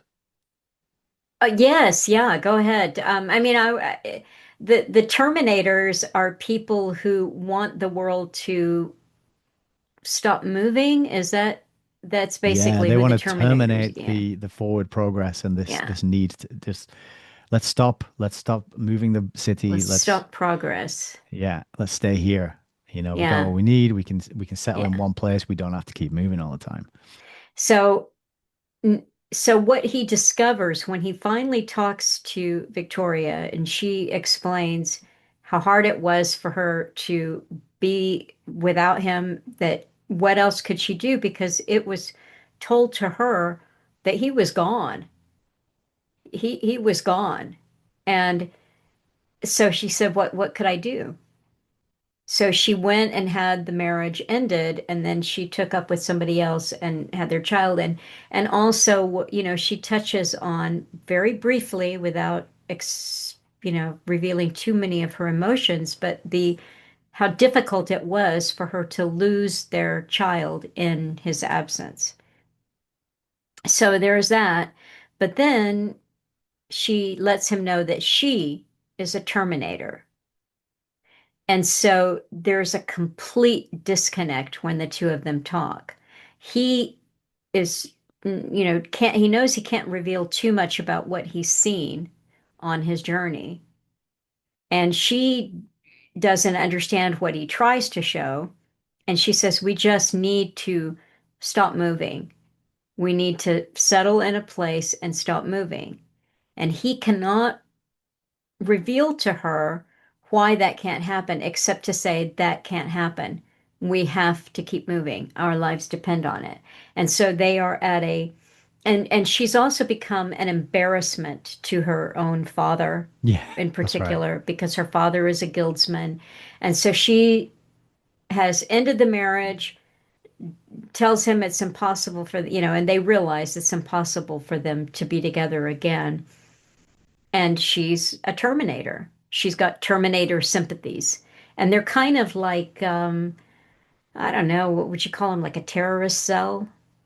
Well, yeah, not quite. It's very, see, this is another aspect of the book that makes me say it's ambitious, and I would have liked to have read this play out in a slower time and the nuances of it, because what happens is the Terminators are described as a group of people who actively oppose the continued movement of the city. As far as was known, they were not militant and would take no direct action, but they were gaining a substantial amount of support. So word spreads in the city that, look, we're getting attacked because we're putting these men to work, stealing their women. We're causing these attacks by the way we live our lives, right? And so they want to stop it and change it and settle and make relationships that are less exploitative, presumably. But they are peaceful. But there's this whole sort of movement going on in the city, and they try to appease it by running a sort of re-education campaign, which is called re-education. I just saw it there a second ago. Um, to explain to people why the city must keep moving. Yeah, here it is. Re-education went well. A series of lecture was mounted, attempting to explain the peculiar dangers of this world, and they were well attended. The design of the hyperbola was adopted as the city's motif, and it was worn as an ornament on the guildsmen's cloaks, stitched inside the circle on their breasts. So they're trying to tell people and show, like they come clean, basically, that and because Victoria says the guilds system has to change, and so it's a compromise. So there's this sort of compromise going on and back and forth. Like, okay, well, we'll explain to you why we have to do things this way and we have to keep moving. But it's still quite not enough, as we found out a little bit later. So that I think would have just made a real fascinating. Yeah, I feel it's like got so much in it that could have been done slower, in more detail, in a more believable way. Although if it had been like this thick, maybe I wouldn't have suggested we read it. So, but yeah, there's also the internal drama of the city, and Hellwood, he just can't see because of what he's seen and what he knows. Um, there's no bending, there's no compromise from his point of view. It's like it is the way it is, and it has to continue this way. We must keep moving, and that is it. Full stop. End of story, basically, from his point of view. Yes, and we're about to go into the section there with Elizabeth. Yeah. And so Elizabeth, this is a section also that I see your point here, that if it had been treated as a trilogy, perhaps, because there is something about where Elizabeth comes from. She comes from England, but Yes. but there's something about where Elizabeth comes from and what she knows and what she's trying to do that needed more than just the few pages that it got. Yeah, it was, yeah, for Yeah. sure. And actually, so I'll mention as well. I didn't say at the start, but there's a little prelude before we meet Hellwood, and it's only like a page and a half or something. And in this, there's a village fire, and Elizabeth is there, and the people in the village are sipping wine and getting merry and playing music and dancing. And she gets a little bit drunk, and she goes for a walk. And then she goes home. Nothing really happens. Yeah. She sees some people talking. She overhears some people talking, and it doesn't tell you much. It's literally that. It's like Elizabeth was at the fire. She got drunk. She Yeah. went home. She heard some Hmm. people talk, and then you're into Hellwood's story. Hmm. It's a really strange prelude. It doesn't mean anything, and then but it ties in later at the start of part four, which is like 235 pages later. We're back with Elizabeth, Yeah. and um, and we're back in third person again. So we've alternated. It's gone first to third to first, and back to third again to talk about Elizabeth's experience in the village. So Elizabeth, I mean, I may get this wrong. I didn't take notes or mark anything, but Elizabeth meets Hellward and a couple of other people who have come scouting into the village. That's their purpose there. She doesn't really know that, but she sees him on the horse. She's very curious. They come in to start the negotiation, and we're left to study Elizabeth. Who is she? And we have to piece it together. It takes a little bit of time for this to unfold. But what we discover about her is she's an English woman of a certain degree of breeding and uh, education, language Well, skills. her last name is Khan. Yes, very interesting, which is the priestly class. Yeah. So Elizabeth Kahn, and with multiple meanings there, is you might call her UNICEF or some kind of UN representative. Yeah, for sure. She's very well bred, and she's got nothing better to do with her time and her talent than go out and save the world, make the world a better place. And obviously, you can tell by her composure, her everything about her, that Elizabeth could probably do anything, but she's chosen to help people. She likes to help people. And then she meets Hellward, and the she just sees him on the horse. And of course, what we realize is that Elizabeth has been long amongst the natives, Yeah, and she sees a handsome man on the horse. that's it. And he's muscular and Yeah. tanned, and I think she sees him sort of dipping his feet in a cool lake and chilling out on one of his missions into the Mhm. future. Yes, that's right. And she kind of she sees they meet the first time, and then she sort of goes back hoping to meet him again, hoping that she's going to be swept off her feet. And Um, she does meet him again. yeah, So she she gets a horse and rides out for the express purpose of finding him. And she gets down to a river embankment. It's small, shallow is what you get the feeling of. And he is across the river with his horse, and he's just on the bank drawing, I believe, is what yeah, he's that's right. doing. And so she catches his attention, and there's kind of communication that I guess is flirtatious, and it involves a little bit of splashing water on each other. And then they meet, and she wants to know what he's drawing. And he shows her some drawings, and she's curious about it, but he's been drawing her.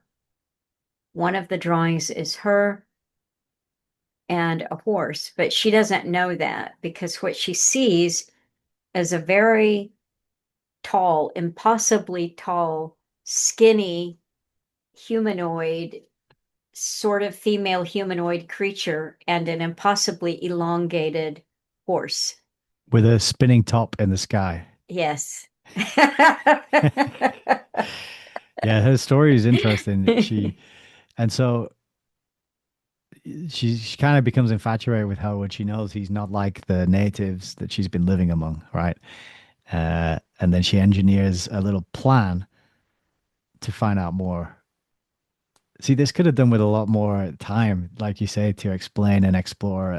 For sure, this it was kind of, I don't know if he was like running out of paper, and he had to just get it done on the last that maybe it was a bank holiday weekend that he could, and the shops were closed. He couldn't buy more paper. It was 1976 when shops used to actually close on bank holidays. Uh, but yeah, um, she goes undercover, right? Doesn't she? She does go undercover, but first she asks him what that, and he says it's her, and she thinks, I I'm that skinny, I'm that tall and skinny, and then she asks what that is in the sky, doesn't she? And he Yeah, says, well, hello, it's the yeah, sun. yeah, yeah. That's it. And she said, well, that doesn't look like the sun. And this is the first indication that they don't see the world at all in the same way. Yeah, yeah, that's So, right. but she's still very curious. So, yes, she does an undercover mission. Well, actually, this might be a good time for me to ask what I asked at the start. Has your word come up for you might I the think one so, word I theme? think so. And I don't know how good it is. I don't know how apt it is, but I'm going to say blind. Oh, nice. That's really close to what I had. I had a perception. I almost landed on perception. I Oh, did. Yeah, yes, absolutely. But blind is what I landed on. nice. Okay. Great minds, eh? Or maybe you're slightly greater because you went further. You didn't stop on perception. You're like, no, that's not quite it. No, no, But no, no. There's it. Perception is it's perfect. um, so yes, this is the first hint we get of like, oh, hang on a minute, maybe they're seeing different things here. So she wants to learn more about this man. Where is he from? She's curious. I think at this point her fantasies have abated a little bit, and something else has taken over, a little more like genuine curiosity about what's going on here. One of the reasons why the fantasy abates just a bit is because he became angry with her. Oh yeah. When she said, I'm Yeah, that's I'm right. not, 12 feet tall and super skinny, nor is my horse, and the sun doesn't look like that, he became a little annoyed with her for denying what he saw, which everyone with eyes could Can see. see. Yeah, that's right. So he kind of goes off in a huff, doesn't he? Also, doesn't he ask her where she's from? And she said, I'm from England. And he said, well, then you've come looking for us. That's it. And she said, what? And he said, well, England There's is on Earth. Yeah, there's a little bit of something we haven't mentioned yet. So there's this doc. So the city, there is a little history to it because you're probably thinking, how did it get there? What are they told about the origins of this city? Do they never ask that? They do. And there's a document lying around in the city that Hellwood has read previously called Destain's Directive. And Destain is the founder of the city, and he's written this directive out, and it's about how the situation that they're in. And in this directive, he says, we're on this world. We're stuck here, and the only way we can survive is to keep the city moving, heading towards optimum. Hopefully, one day, people from Earth will come and rescue us. So this is the history that Hellwood believes. So when she says I'm from England, all these history books are about England, all these history lessons are about, sorry, about Earth, planet. He's like, it's the rescue party. Woohoo! Party time. We're gonna get rescued. Yeah. So, so something what they can agree on, what Elizabeth and Howard can agree on, is that something happened called the crash. Yes. And so Disdain and the people who live in Earth City, they see the after effect of the crash very differently. And so he does not understand how Elizabeth, could possibly maintain that it didn't happen, that the disconnect that they're having, because that's all Mm, it is it's right too now, big. is a disconnect. It's just huge. And so he goes off in a huff. He goes off in a huff, and she has figured out that these conversations she's been hearing, and this links back to the prelude. She overhears people talking, and this is the Barter Guild working out, how many women they're going to get and take to the city. And so she goes undercover as one of these women. She like takes a clothes, she switches clothes. And this is when we learn about how they're treated through her experience, the testing, clean, the checking them for a whole variety of whatever lice and looking in their mouths and all this kind of thing, checking them for STDs, giving them a little room, letting them go to the bar, and eventually she bumps into Hellwood in the bar, and then they have another kind of exchange there. And this is where he says, and she says to him, this is how you see the sun," and talking about the picture. And this is one of the lines that I thought was very important. He says, "That's not how I see the sun. That's how it is." Right? So perception. She says, "Can't you see that it's a question of what we ourselves perceive? Your perceptions inform you incorrectly. I don't know why, but Disdain's perception was wrong too." So she's found a copy of this directive, and she's trying to, uh, essentially, she's trying to persuade him out of what he can see, what he knows to be true, because he's seen it and he's experienced it, and this is really like the crux of a lot of the tension, and a main theme of the book, I think, is like, I know it's that way. You see this all the time in like the flat Earth uh, yeah, movement, and the globe movement, and they're back and forth. Like, I can see it. You can see it with your own eyes. It's obvious, but they both say the same thing on both sides, right? Trying to persuade someone out of what they've seen.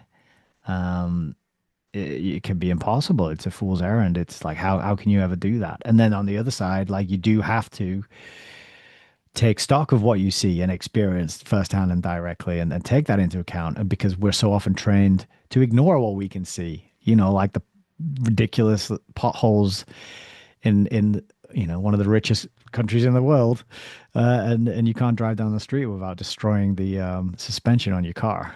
So, oh, you're muted before you get too far into that thought. Yeah, okay. Oh, I was going to say that the best that we can do before we fall into the pothole of our own perception is to admit that our perception is only our perception. So it's very, very important, but it isn't all of reality. It's Mhm. just what we can see. And so there's a lot of ways in which you can take the blinders off. There's a lot of ways in which you can change perception. But the trouble is with people who pick a side, and then, as we have here, with the Terminators and Hellward and the people who've actually experienced it, is your perception is still just limited and always will be limited. So how do you work around that? Well, That's it. That speaks to kind of the what you might call like the perfect conditioning of a system, an artificial system such as Earth City has with its guild system, with its creche and the education. There's a little question mark around it that I have, but maybe we'll finish the story and I'll just make a note to come back to it. Um, because we can kind of breeze through the end like he does in the book, even though loads happens all at once. Uh, she goes undercover. She discovers the city. Oh, let me read this section. I got to read this bit though. But this is Elizabeth's perception of the city when she finally sees it. This bit gave me a bit of a laugh, to be honest. Uh, okay, so she had heard the men refer to it as a city, and Hellwood too. But to her eyes, it was not much more than a large and misshapen office block. It did not look too safe, constructed mainly of timber. It had the ugliness of functionalism, and yet there was a simplicity to its design which was not altogether unattractive. She was reminded of pictures she had seen of pre-crash buildings, and although most of those had been steel and reinforced concrete, they shared the squareness, the plainness, the lack of exterior decoration. Those old buildings had been tall, though, and this strange structure was nowhere more than 7 stories high. The timber showed varying stages of weathering. Most of what she could see had been well bleached by the elements, but there were newer parts visible. So just this office block on wheels just gave me a chuckle after we've been like in the mind and following the story of Hellwood, who is like, this is the universe, this is the city, we're gonna be we're on a mission, we're gonna be rescued, and all the mythology that he's been indoctrinated with about where he is and how important it is. And she's like, it's just a grubby office block on wheels, basically. Um, so she makes it into the city. And then she notices things on the inside of it as well. Like she notices IBM on the back of the paper that they use to write things on. The corporation, and also on some of the there's a it's like a cupboard, and the box has the side of the box has IBM printed on it. And I got this image of just like a cobbled together from an old office block, like things they found lying around, and just like, okay, that's a cupboard now, like a filing cabinet or something.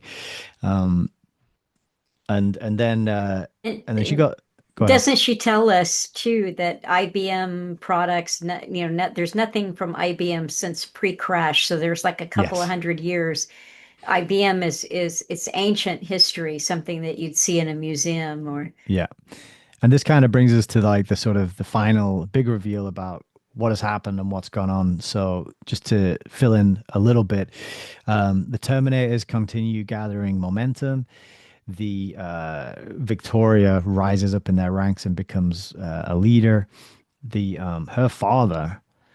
Uh, oh no, we've missed a big bit, haven't we? Oh dear, skipped we over a big the bit of that. bridge. Well, Yeah, that's it. her father's a bridge builder. He's a that's his guild. And they've been trying. Now, remember, we've seen them build a few bridges. And we know that, there was a disaster and a few of the Tooks were killed building a bridge. So it's not, easy breezy, but it's routine work for them to see a body of water and build a bridge from one side to the other. But they have encountered a body of Hmm. water, a lake that is so large that they cannot see the other side. And they keep getting going with the first stage of the bridge. And then a wave comes in and Or a storm. yes, a storm, so they've had repeated attempts to build this bridge. And her father, Victoria's father, he's a seasoned bridge builder and he's pretty much given up. He's I'll just completely backtrack a discouraged. second if that's all Yeah. right. Yes. So this is actually part 5, the fifth and final part of the book, and we're back into first person with Hellwood, and he starts off. There's a storm that's knocked down the bridge that they've attempted to build, and they'd they'd got to this body of water, and he'd taken and they'd never seen anything like it before, and he'd taken Elizabeth there, thinking that she might know something about it because she's so strange to him and seems to know all this other stuff. And she's making all these claims that are different to his. And she basically tells them, like, you're not building a bridge across that. But they don't believe her. And then they go ahead and keep building these bridges that keep getting knocked down by storms. And it becomes this matter of facing reality or having faith. And Hellwood and Victoria's father go back and forth on this. Victoria's father, the bridge builder, the highest guildsman in the bridge guild, is being invited to be a navigator, as is Hellwood. Um, and they have a conversation about this, and it's because they've got so much experience in the world, and there's so much turmoil back in Earth City that they think if they are brought in to be navigators, which is the highest group in the city, that they'll be able to help keep the peace and calm things down a little bit. So there's been this fruitless uh, bridge building effort that keeps failing, and they go back to the city, and this is where Hellwood finds that there's like a big protest or a big demonstration with speakers, and Victoria's up there. And he's like rolling his eyes, like, we've got to get back up there and keep building these bridges, otherwise we're never going to get across this water. And there's talks as well at this point of like abandoning the city and building a ship, right? But they're like, well, none of us know. We don't have a ship guild. we don't. We can't build ships. So he's in the city. There's all this unrest, and he just wants to get away from it to get back to doing the work and figuring out this problem that they've encountered. And then Victoria gives a speech, and then at the end of it, she announces that her father will give a speech as well. So even he has given up on this project at this point, and he gives a speech to say, look, we can't make a bridge over this thing. It's not going to happen. We can't keep the city going. And then they announce another speaker, and it's Elizabeth. So there's been some time elapsed. Elizabeth's made contact with the Terminators, and I've got a bit of a speech marked up that I'll read here because this is pretty much the finale, the grand finale. Um, so from the platform, Elizabeth said, listen to me. Elizabeth said she was going to tell us about Destain. I listened with the others. Francis Destain was a particle physicist who lived and worked in Britain on Earth planet. He lived at a time when Earth was running critically short of electrical energy. Elizabeth recited the reasons, which were essentially that fossil fuels were burnt to provide heat, which was converted into energy. When the fuel deposits ran out, there would be no more energy. Destain, Elizabeth said, claimed to have devised a process whereby apparently unlimited amounts of energy could be produced without any kind of fuel. His work had been discredited by most scientists. In due course, the energy that was derived from fossil fuels had run out, and there followed on Earth planet a long period now known as the Crash. It had brought to an end the advanced technological civilization that had dominated Earth. She said that the people of Earth were now beginning to rebuild, and Destain's work was instrumental in this. His process, as originally outlined, was crude and dangerous, but a more sophisticated development was manageable and successful. What has this to do with halting the city? Someone shouted. Elizabeth said, listen. Destain had discovered a generator which created an artificial field of energy which, when existing in close proximity to another similar field, caused a flow of of electricity. His discreditors based their criticisms on the fact that this had no practical use as the two generators consumed more electricity than they produced. Destain was unable to obtain either financial or intellectual support for his work, even when he claimed to have discovered a natural field, a translateration window, as he called it, and could thus produce his effect without the need of a second generator. He was still ignored. He claimed that this natural window of energy was moving slowly across the surface of the Earth, following a line which Elizabeth described as the Great Circle, which gives us our optimum. Destain eventually managed to raise money from private sponsors, had a mobile research station built, and with a large team of assistants set off for Guangdong province of southern China, where he claimed the natural transliteration window existed. Elizabeth said Disdain was never heard from again. Elizabeth said that we were on planet Earth, that we had never left Earth. She said that the world on which we existed was Earth planet, that our perception of it was distorted by the transliteration generator, which, self powering as long as it was running, continued to produce the field about us. So, this generator is, they've been told that it's a nuclear reactor that gives power to the city, but actually, it's Disdain's transliteration window chasing generator. Um, She said that Disdain had ignored the side effects that other scientists had warned him of, that it could permanently affect perception, that it could have genetic and hereditary effects. She said that the transliteration window still existed on Earth, that many others had been found. She said that the windows Disdain had discovered in China, the window discovered in China was the one our own generator was still tapping.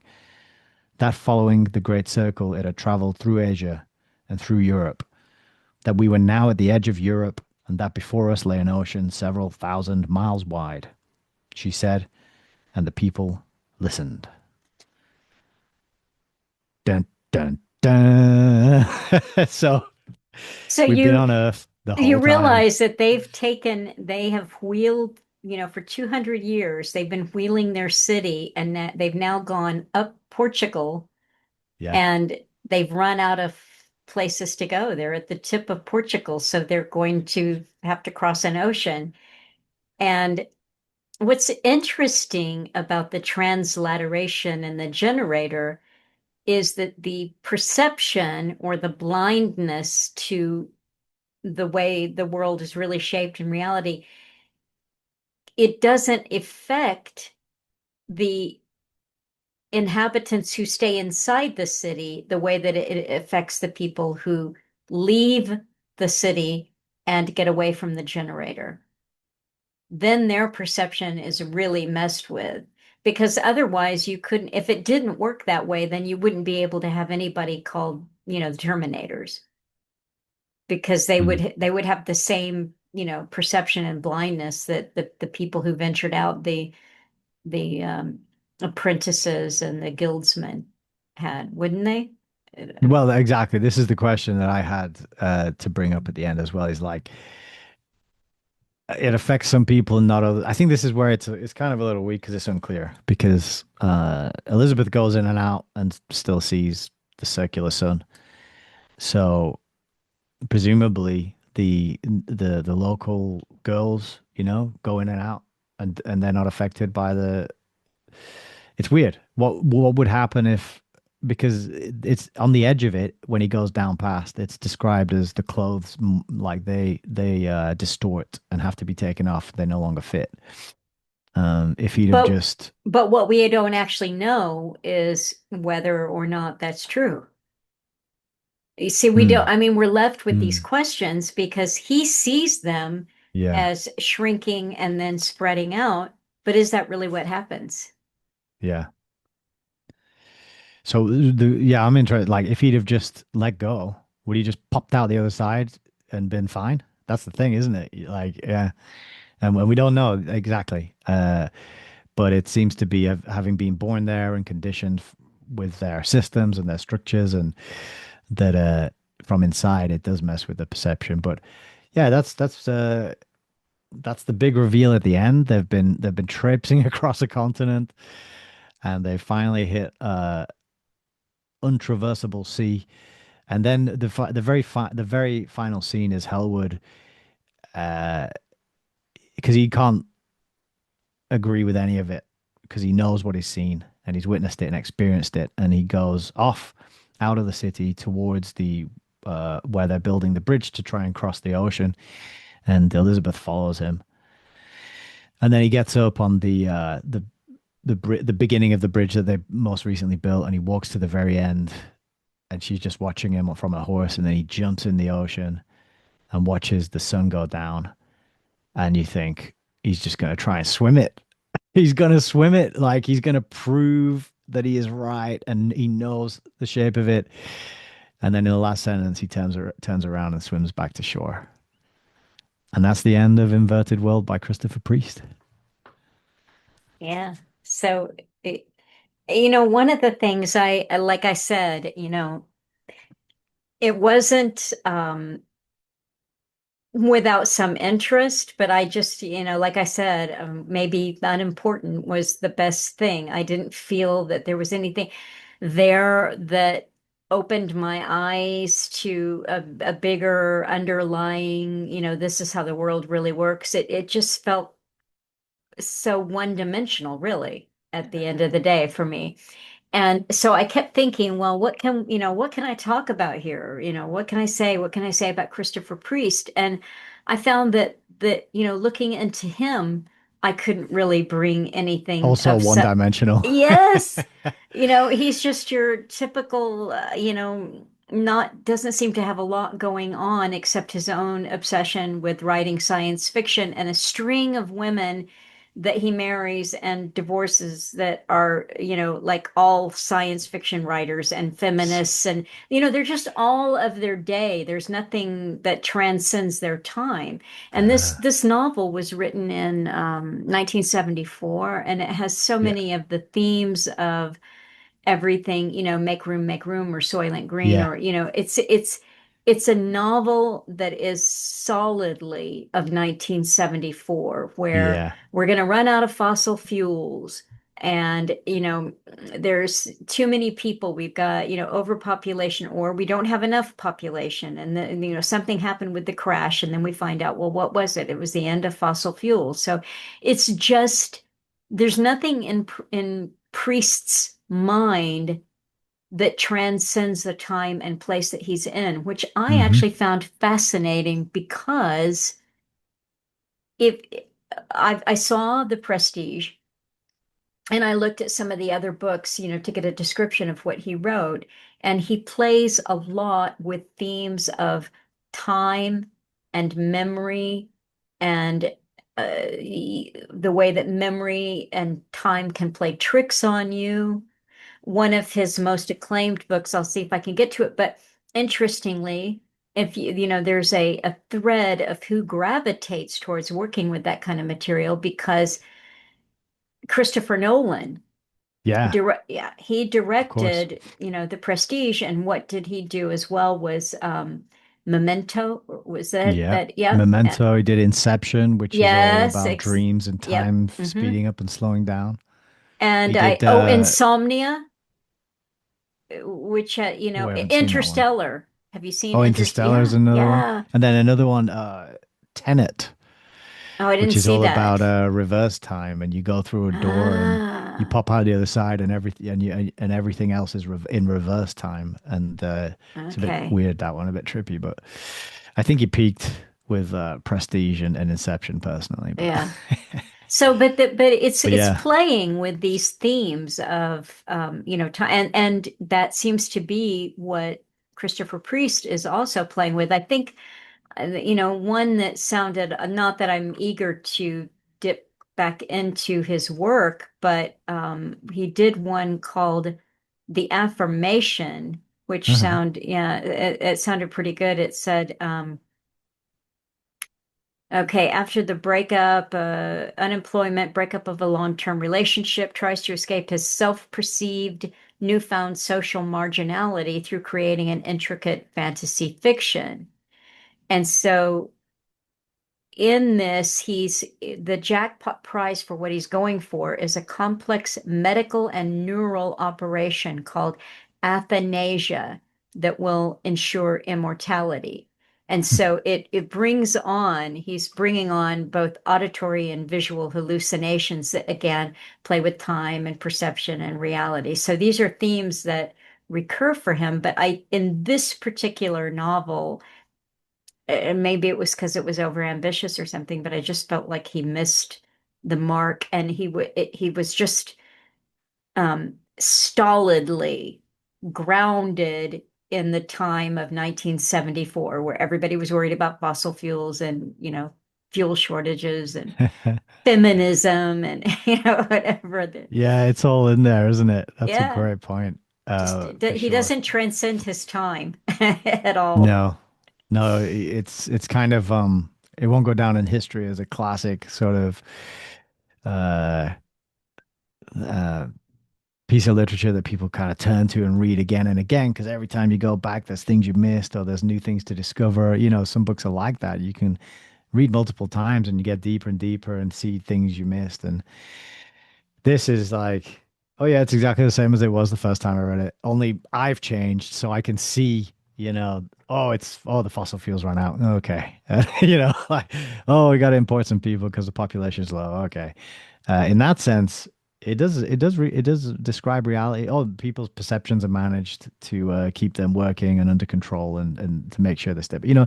So there's definitely truth in there. There's definitely accurate accounts of aspects of the system we're born into that I think make it useful. And I do enjoy it. And I still like trying to conjure up the distortions that he describes and what that's like. And I just still really think Hellwood Man is a great name for a protagonist. But Well, there's for not, you my can't, my sort of, I guess you could just say lack of enthusiasm, like I said, it was a very quick read and, I stayed on it. So it wasn't horrible at all. It's like the other thing in looking at Christopher Priest is of interest is that for some years, I think about 14 or so, he was the vice president or the president or whatever of the H.G. Wells Society. was he? Uh-huh. Aha, interesting. Yeah, and I found that to be interesting. So I looked into it but even that wasn't as juicy as I hoped that it would Was it be, not? because it purported to be about the promotion of H.G. Wells' thinking and his writing and keeping it relevant and keeping it in front of people and all of that. But it seems to be that it leaned more towards uh, just the novels that H.G. Wells Hmm. wrote more than anything else. Most of the people who had the presidency were novelists or writers or journalists. There was one exception. He was a British politician, and his name escapes me right now, but Mhm. he was um, a politician. But for the most part, it seemed to be focused more on fictional work. At least that's what I got at a glance. Now, I did read that this H.G. Wells Society was actually started in the 30s when H.G. Wells was still alive. And he was kind of lukewarm on it. And I Ah. think the person lukewarm to the point of, why are you bothering to do this? I don't, your aims, what you're trying to do, I don't see it. So I think they were really trying to probably at that time popularize some of his thinkings about like open conspiracy, some of the nonfiction ideas that he had, but he blew it off. They kept it going for a while, and then it seems to have evaporated from, the 40s into the 60s when it was revived again. And I think Hmm. probably when they revived it, it was a little less ambitious, focused more on the fiction writing. Yeah, So, I mean, for most of my life thought that H.G. Wells was just a fiction writer, and yeah. I think it's one of those open secrets, I suppose you might call it, is that like, well, no, he wrote a whole bunch of other things as well, and but it's just not so well known at all. I started my email series with his book, The Open Conspiracy, because when I started learning about these things, I just couldn't believe that was the title that he picked and that it's out there and published. And I've got a copy, I found a copy in a secondhand shop for a couple of quid. I'm like, he actually published a book called The Open Conspiracy, just so yeah, it's probably one of those uncomfortable things about the man that they want to, oh, don't mention that bit, just focus on the time traveler and Yes, the other yeah. fun stories that he did. So, that's at the end of the day, Christopher Priest is a solid, well-respected sci-fi writer and, plays a lot with time and perception and memory. And these things are fascinating to me. So, Yeah. you know. He did. I have mentioned it before, but I will mention it again that he actually praised Christopher Nolan uh, adaptation of The Prestige because Nolan changed the ending, uh, and Christopher Priest said that Nolan's ending was better than the book, which you don't hear of happening very often. Yeah. So just to remind people that Prestige, yeah, is a great film and definitely worth watching a couple of times if you've got time to do that. You know, you're Yeah. looking for some, uh, and it's got some good big names in it as well. Bowie in one of his few, very few feature film appearances makes it. He plays Tesla. So yeah, it is one of the better ones out there if you are going to spend some time on a film. Yes. Yeah. I'll have to rewatch it because I enjoyed it the first time I saw it years ago. But okay, so here's the deal, Nick. I just want to Hmm. tell you that both of us said in advance, eh, we're back and forth. And I said, I don't think we're going to have that much to say about it. I think we can definitely get this done, one and out. But look at the time we spent. Well, I think it has to be said that you and I are long form talkers, and yes. that's the way it is. So, It's the way it is and the way it's always going to be. yep. You know, I might even get longer. We'll see. Yeah. But I do think it's much needed. I think I certainly enjoy our conversations. I hope people out there listening Yeah. do as well. But yeah, I like this book. I'm kind of a little more of a fan of it than you are, I think. Just because I don't know, it's just something about it. Maybe because I've read it before, or I've had it in my collection for a while, or I just like twisty endings, or I like the kind of, Well, uh, I did not see that ending coming. So you could have, no, no, and I also it's don't have, yeah. environmentalism. Boo! Yeah, yeah. Um, no, I don't resent reading it at all. I don't Okay, resent the good. time I Phew. spend on it. No, no, I Yeah. don't. Part of me So was like, oh, she hated it. Oh no. And I suggested no, it. No. no, That's good no, then. no. It That's good. was, sometimes it's nice to put a little chewing gum in and just kick back and, you know. Well, and actually listening to us tell the story in what, 2.5 hours almost, it saves people time because if I mean, it's probably about, I don't know, 4 or 5 hours of reading, something like that, would you Mhm. say? So there you go. You can save 50% of your time back by listening to us describe it instead of reading it yourself. That's a good That deal. that is a good deal. And you did a great job. I knew you'd show up with the goods and you'd be able to take us plot point by plot point through it. You're very thorough that way. But so I have an idea that I want to Uh-huh. discuss with you. So we have said, I think I told you, but the people voted. The people have decided. Yes. I put while you were in Vietnam, I put it out to vote whether it would be The Diamond Age by Neil Stephenson or Rainbow's End by Vernor Vinge. Yeah. And the vote was decidedly, I think it was about 75% for Hmm. Rainbow's End. So Yes. that's our next one.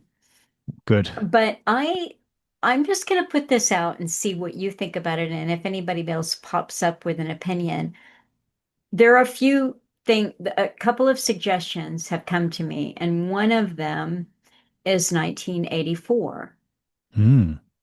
which I have read, but I wouldn't mind reading it again. But the one that came to me without suggestion is Arthur C. Clarke. Now, I notice on the bookshelves that the only book that I ever read with Alan together was called Childhood's End, which was Clarke. Ps- Okay. It's a quick read, it's good. But of course, he talked about 2001 Space Odyssey and then the follow-up novels, and I have not read them. I've Hmm. only seen I haven't read them. But I noticed the other day when I was looking on the bookshelf that Alan had several Arthur C. Clarke's in addition to that. I think there's a Foundation I think that's trilogy or Asimov. oh, that's Asimov. So Yeah. what was it was Clarke, it was something of Clarke, but that's Asimov. We could do Asimov if you Yeah, haven't I done if had you that. haven't, yeah.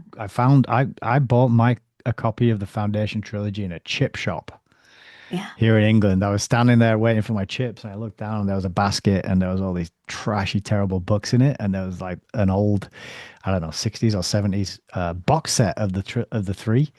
I got it for like a quid. I was really happy with that. So I have read that Well, one long, long time ago, but all the okay. ones you just suggested sound good to me. Well, 1984, I could yeah. do again. Um, Alan's Foundation trilogy, it's one book with it all in there, oh, nice. and it looks ancient and like he probably got it for a quid somewhere. But then right next to that was one other Clarke, which the name escapes me right now. It wasn't Childhood's End, but it was something else that I'd never read, but he had it. And then of course the whole, the space books. So Yes. No, they all sound like good options. Um, so Rainbow's End next, and then one yeah. of those. Yeah. Well, I tell you what, why don't you choose which comes next after Rainbow's End? Oh, now You, here? well, you don't have to do it now here, but if you want to, if it's right in your head, do it and we'll commit. But Out of all those, the ones I personally would like to go through are the 2001 books. all right, let's do it. After having heard Alan talk about them, having never read them, Yeah. so I'm going in kind of blind. I've never.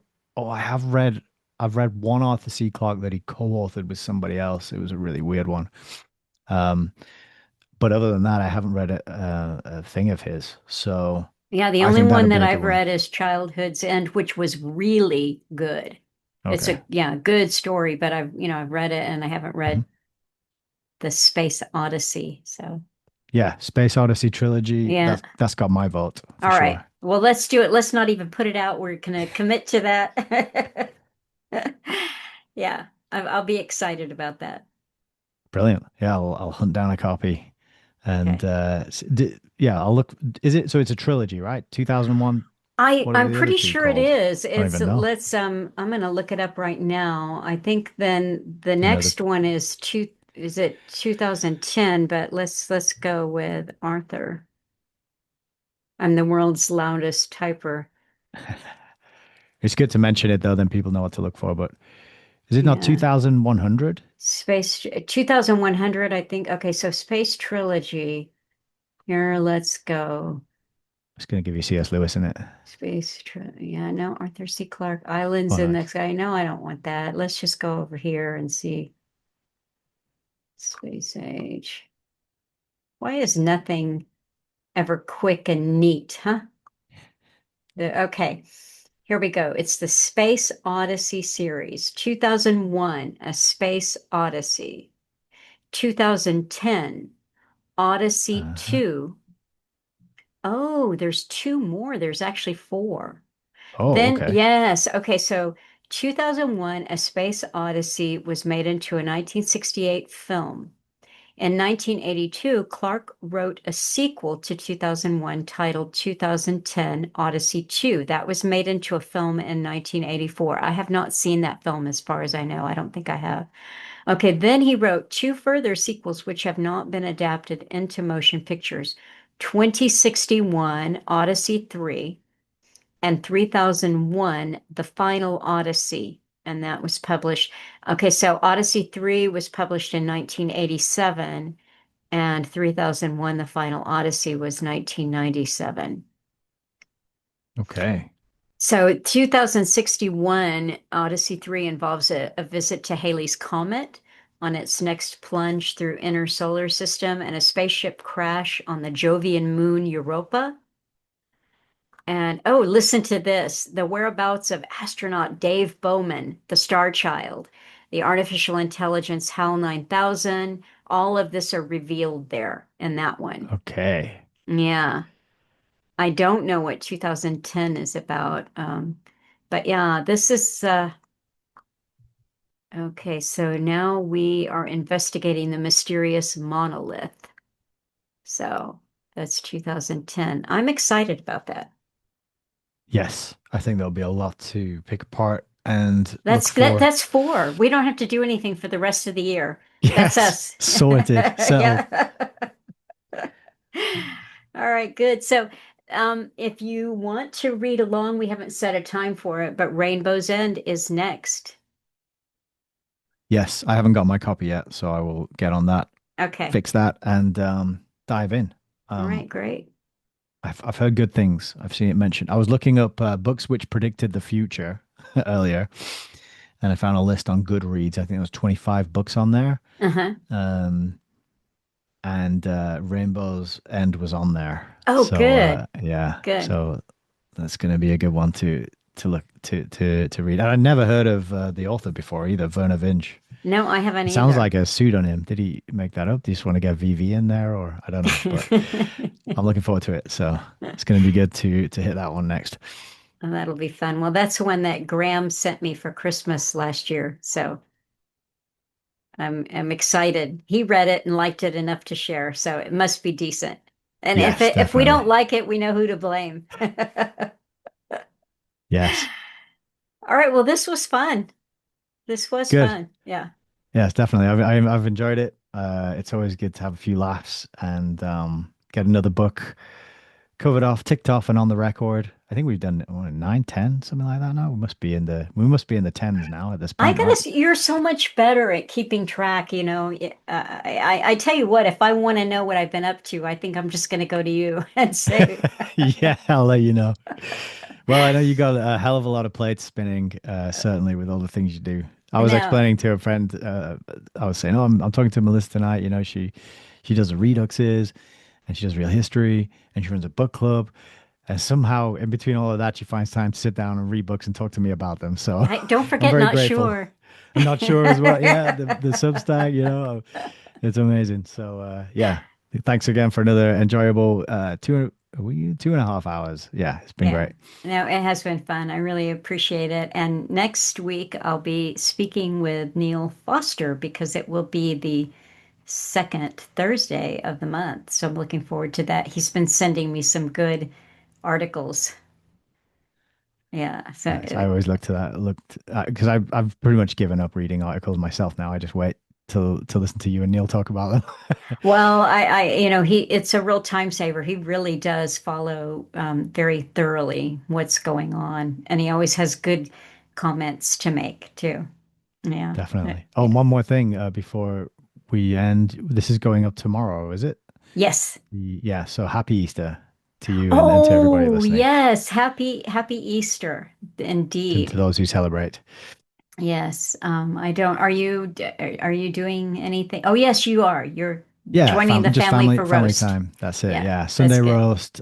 Take my mum to church, and maybe have a few beers the night before as well. So we'll see. That's the plan so far, but I'm looking forward Okay. to it. Well, that sounds I like a hope good everybody plan. enjoys their chocolate eggs.